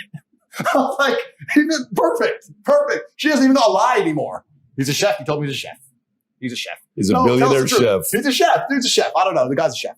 So, and it's actually interesting because a lot of men want to brag to women because we want to show status. So you want to sit there and brag about all the good things you do, but there is a downside to that. There is a degree of downside. I was in Moldova. No, I take that back. I was in Constanta, Romania 9 years ago before I moved there. And I was in a club and I must have been the only foreign person in the club. And there was a 11 out of 10 Moldovan girl, the most beautiful girl I'd ever seen. And I went over and I tried to talk to her and she said, yeah, I only drink champagne. At the time I didn't have that much money. I said, I only drink champagne. Well, I'm finished drinking for the night, but it's very nice to meet you because I couldn't afford a bottle of champagne. So I'd style it. So I was like, I don't have any, I said, I'll finish drinking for the night, but it's very nice to meet you. What's your name? Okay, nice to meet you. Bye. Left the club, whatever. Next day I came, I saw her on this table, champagne show. Next table, champagne show. And while she was doing all this, we were kind of catching each other's eye, looking a little bit, And a couple of times I caught her at lunch. Constanta's like a beach town. I caught her at lunch. I spoke to her a little bit. And she kept asking me for champagne. I was like, listen, you are absolutely gorgeous. I think you and I are going to have a long and happy future together, but I'm not going to buy you champagne. I'll tell you why later. I put mystery on it. So I can't tell you broke, right? You got to put mystery spin. So I'm going to tell you why I don't buy champagne later. It's a long and interesting story. Once I can trust you, I'm going to tell you why I won't buy you champagne. You can trust me now. I will tell you. Not yet. Styling off. Anyway, as we got to know each other across the summer, eventually when we became friends, she came clean. She works for the club. She gets commission on champagne. Of course. The girls in the club, you're buying champagne for this thing. She gets a commission per bottle. What was interesting is this. She had on her phone a system. So she'd meet you. You'd buy her drinks the first night.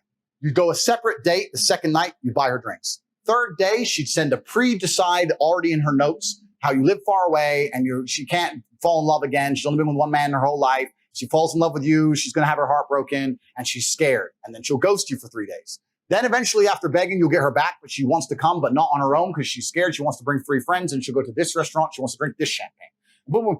Commission. And she'll show me in her Facebook message, every dude, playbook, every fucking guy, one after another, every night of the week, all just falling for the playbook. She goes, you're the only guy who never bought me champagne. I was like, yeah, well, I didn't tell her I didn't have any money. I was just and I was like, I've been around the world. I know some things. So anyway, I played it off. And she was sitting there telling me, yeah, and when she was going through it, was scared to me. She goes, yeah, this guy on Facebook, yeah, he's from Turkey and he does private airplanes and da-da-da-da-da. And this guy, she's telling all their jobs, the money they're making, where they live, the town they're in. Because these dudes are sitting there talking, I'm so rich, baby, I'm so rich. You want champagne? I got it. I do this. And I was sitting there thinking, whichever mob boss picks this girl up is going to have a whole bunch of targets to go robbing all night long. Because dudes just can't shut the fuck up. And this was when I was 24, 25. Ever since then, I style it off. What's your job? Oh, I work. It depends where I am. If I'm like in Romania, I say I make papanash, which is a Romanian donut. It's a national food. You're the donut guy. I say I make papanash, baby. So papanash, like I'm number one. I just style off. None of them know my job. None of them know what I do. None of them know because you don't know. Anybody that had any influence over you on the Muslim side? Yeah, she is by coincidence Islamic. She is Muslim. Okay, she's half Turkish, half Romanian. But a lot of my women are kind of similar. They're like, oh, hi. And they don't really talk too much. And that's just something I've asked them to do in a very polite way. Say, look, I talk to lots of people. And you guys are fine, right? But I'll tell the truth. I say, I talk to a lot of unsavory people. I have a lot of people who know me, whose hands I shake, who are bad people. They don't need to know too much about you. I don't even really want them to see you. It's unfortunate and they catch me on the street and you're with me. That's a bad time. I wish it didn't happen. Last thing you need to be doing is going and saying, hello, my name is this. Just don't talk to nobody. And by extension, it's the same thing with violence. I had a conversation with my girls as well. My girls are completely trained. I said, listen, if I'm ever attacked or anything ever happens to me, run, scream and run. Don't be trying to get in the way or say, don't hit him or some bullshit. Just fucking leave. Because I know dudes don't care that you're a chick. You got to get out of here. So I try and be as protective as possible. I'm not trying to be controlling. I just try and protect them from situations. Just say hi. Be polite. Hi. Don't say your name. Don't go over there. Oh, I knew him from here. Yeah. We've been together this long. I'm from this country. Just leave it. And some people can find it weird and rude, but I think I can, overall, the people I know, and I can style it off and they can understand why it is that way. And it's just a better dynamic for me. And this is the thing about emotionality, because you just nailed it. Even with the best possible intentions, if people are excitable, they're manipulatable, and they can be used. This is why stoicism is so important. Let's imagine in a hypothetical situation, you guys were to hand me $1 million cash right now. I would sit and think, I'd say thank you. And I'd sit and think, am I going to get out of this building alive? I wouldn't be like, wow, $1 million. Oh, I wouldn't get excited. I'd be like, that's unusual. Fuck. that's what I think. I'd poker face it, but that's what would go through my brain. Because if I was excitable, wow, $1 million, and you'll give me more? Wow, that boom. That's the end of the game, right? You can't be excitable. There's a time and a place when you're with very, very select people in very, very private environments, you can be excitable. But otherwise, yeah, you're right. People get excited and they talk too much and they get happy and da-da-da.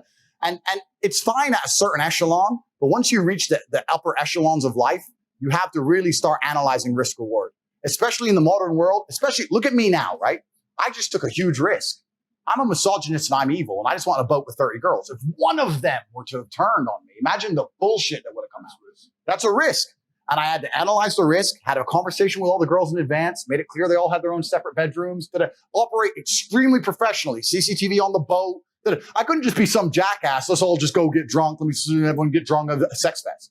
You have to be pro. You have to be professional about things. And the sloppy guy wouldn't have done that in my position. He was go, hey, I got a boat, I got girls, I got booze, I got money.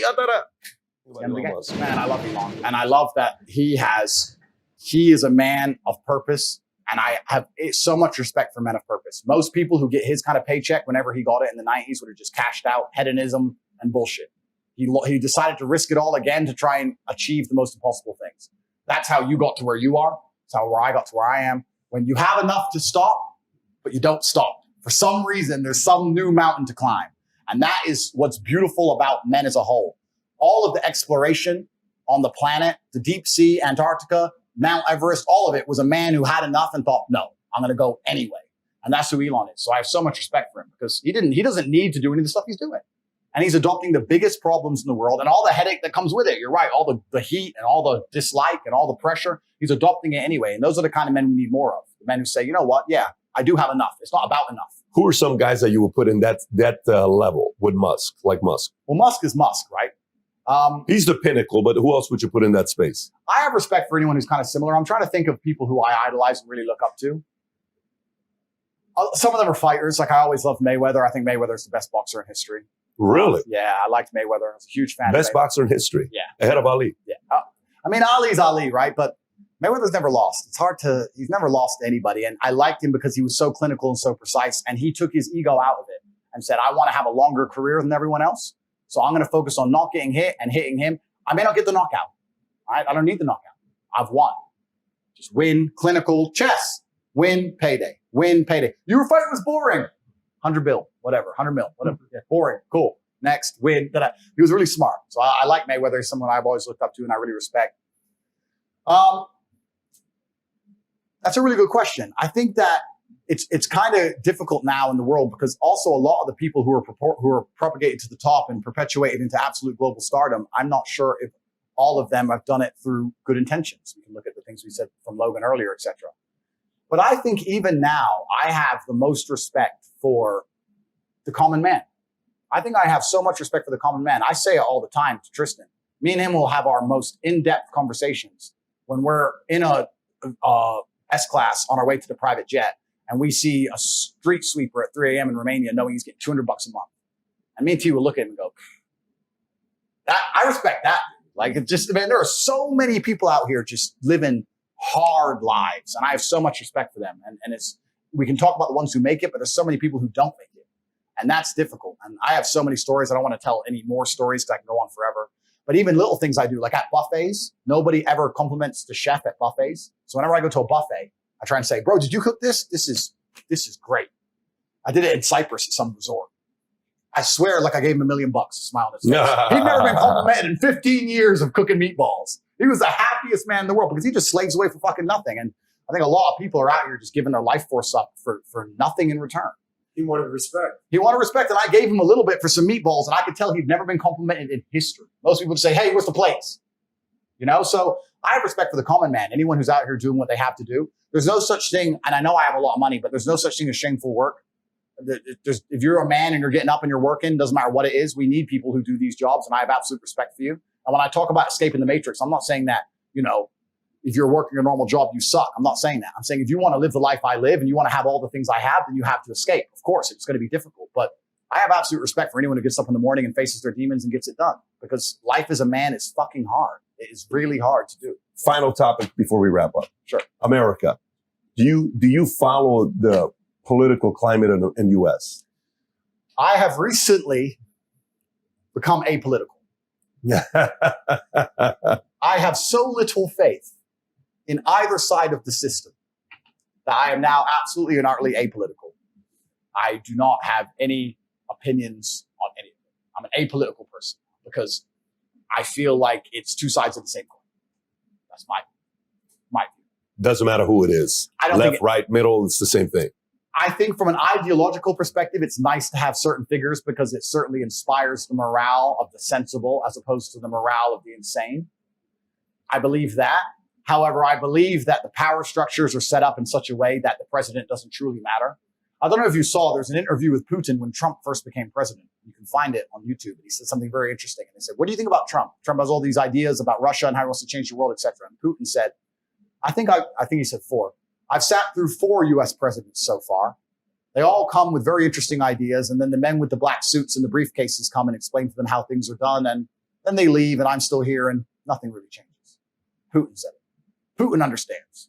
And I think for this reason, winning a vote is nice to say ha-ha to the other side. Winning a vote is nice to say, look, there's still some common sense in the world. It's certainly a morale boost from the actual skin and bones, from the actual blood and grit of how it would change society. I don't think it changes anything. And for that reason, and because I don't want to be suicided, I am absolutely not apolitical. I'm apolitical. Do you put him as the most powerful man in the world, Putin? Is he at the top, or you put Xi ahead of him? My view on Putin is very controversial. Do I wrap this up with this? I think Putin is misunderstood. I think he's a misunderstood man. I think that he's been in power for a very long time. I think he's extremely smart. I think he genuinely cares about Russia and Russians above other countries.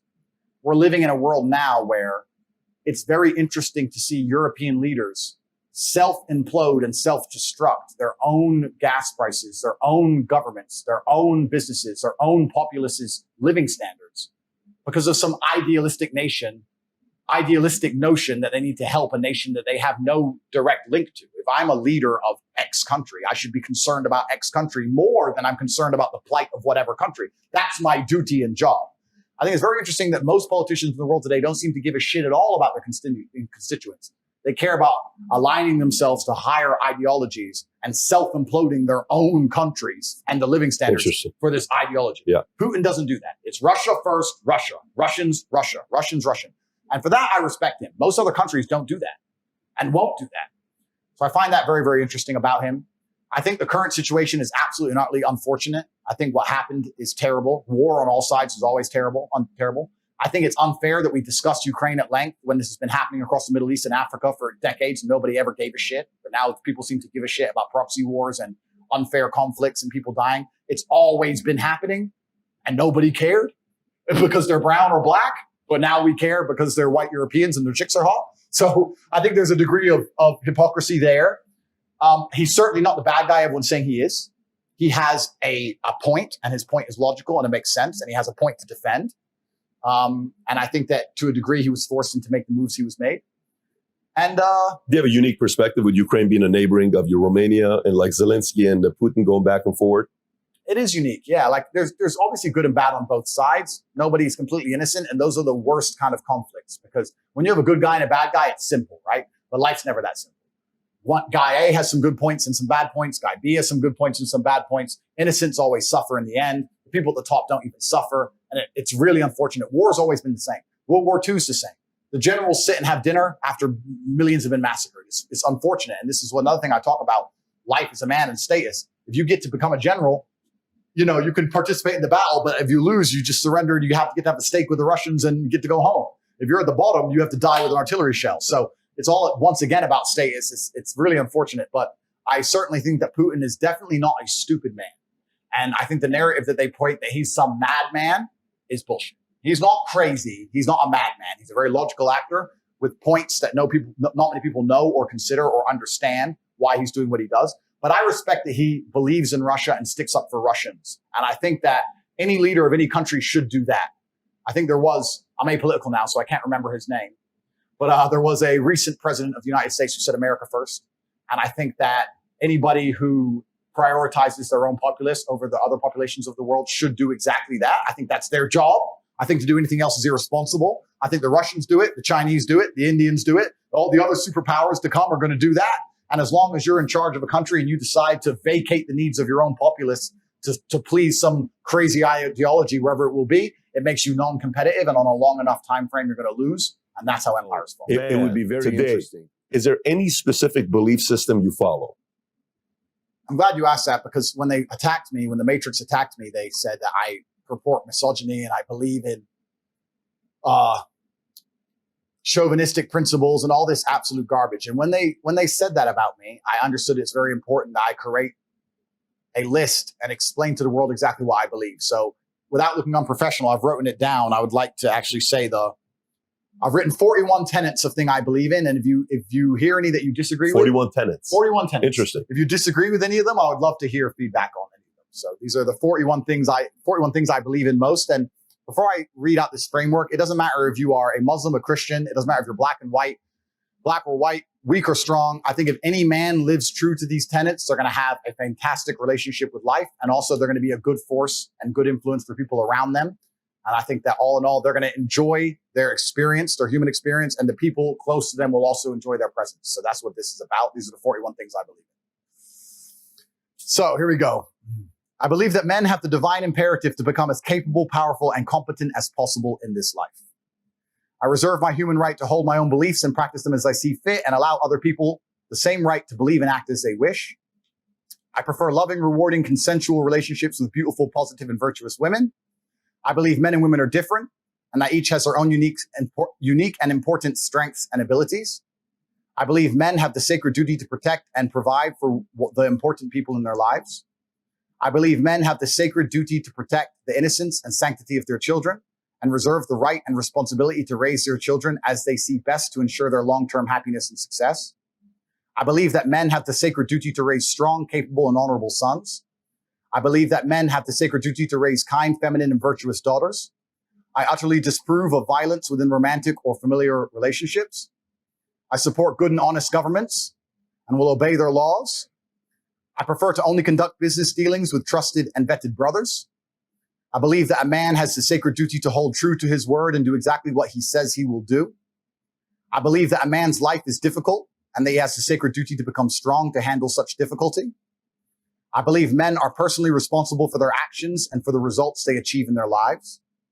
I believe in emotional control and the vital need to become disciplined and professional in all things. I believe that men have the sacred duty to approach everything in life from a position of strength. I believe that all men have the sacred duty to become men of upright and virtuous character and live above all possible reproach. I believe it is incumbent upon me to ruthlessly identify my own weaknesses and limitations, and I eagerly work to overcome them and become more capable in all realms. I seek to improve my personal freedom to think, act, and live true to my masculine imperative in all ways. I believe each man has a sacred duty to mold the physical body into the strongest, most resilient, and most capable version of itself. I believe that men have the sacred duty to rigorously train themselves, both physically and mentally, every day. I believe that I have the sacred duty to only eat the highest quality foods possible. I reserve the right to protect the sanctity of my bloodstream and make my own decisions about medical care and procedures.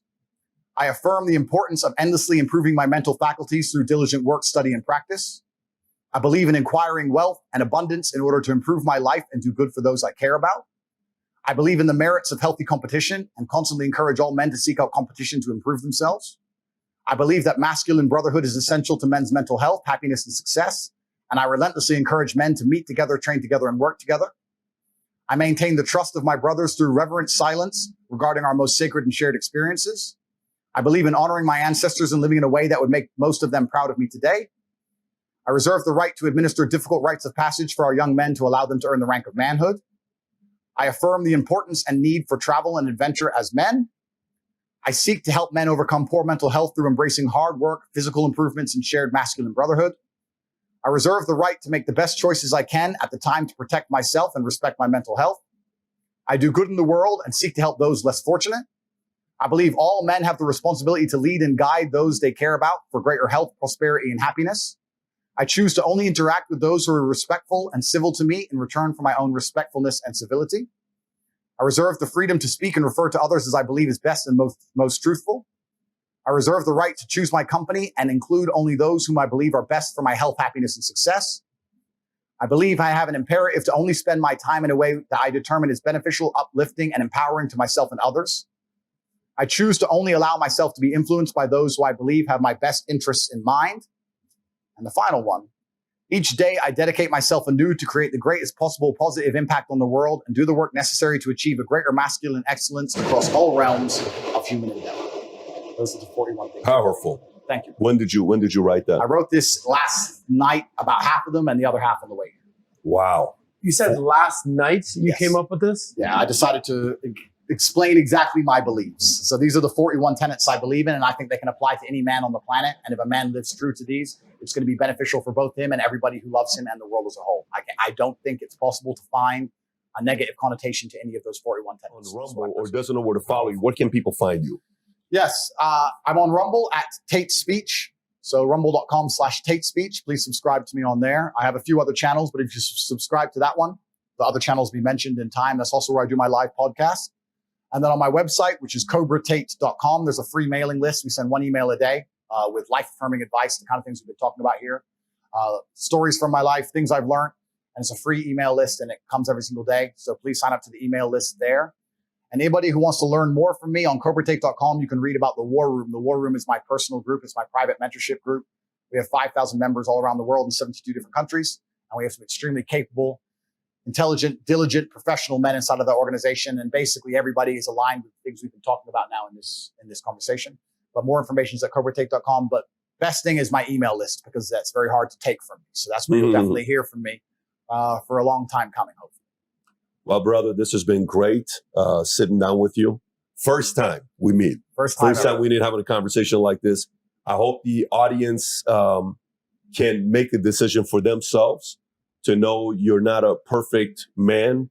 This is not a perfect person we're talking to. We're all flawed in our own way. Absolutely. But be able to see it from a clear, full 5-hour format where it's not a 15-second clip, Absolutely. and they make a decision for themselves. But appreciate you for this, man. This was fantastic. Thank you. Really enjoyed it, man. Thank you, bro. Thank you very much. Thank you.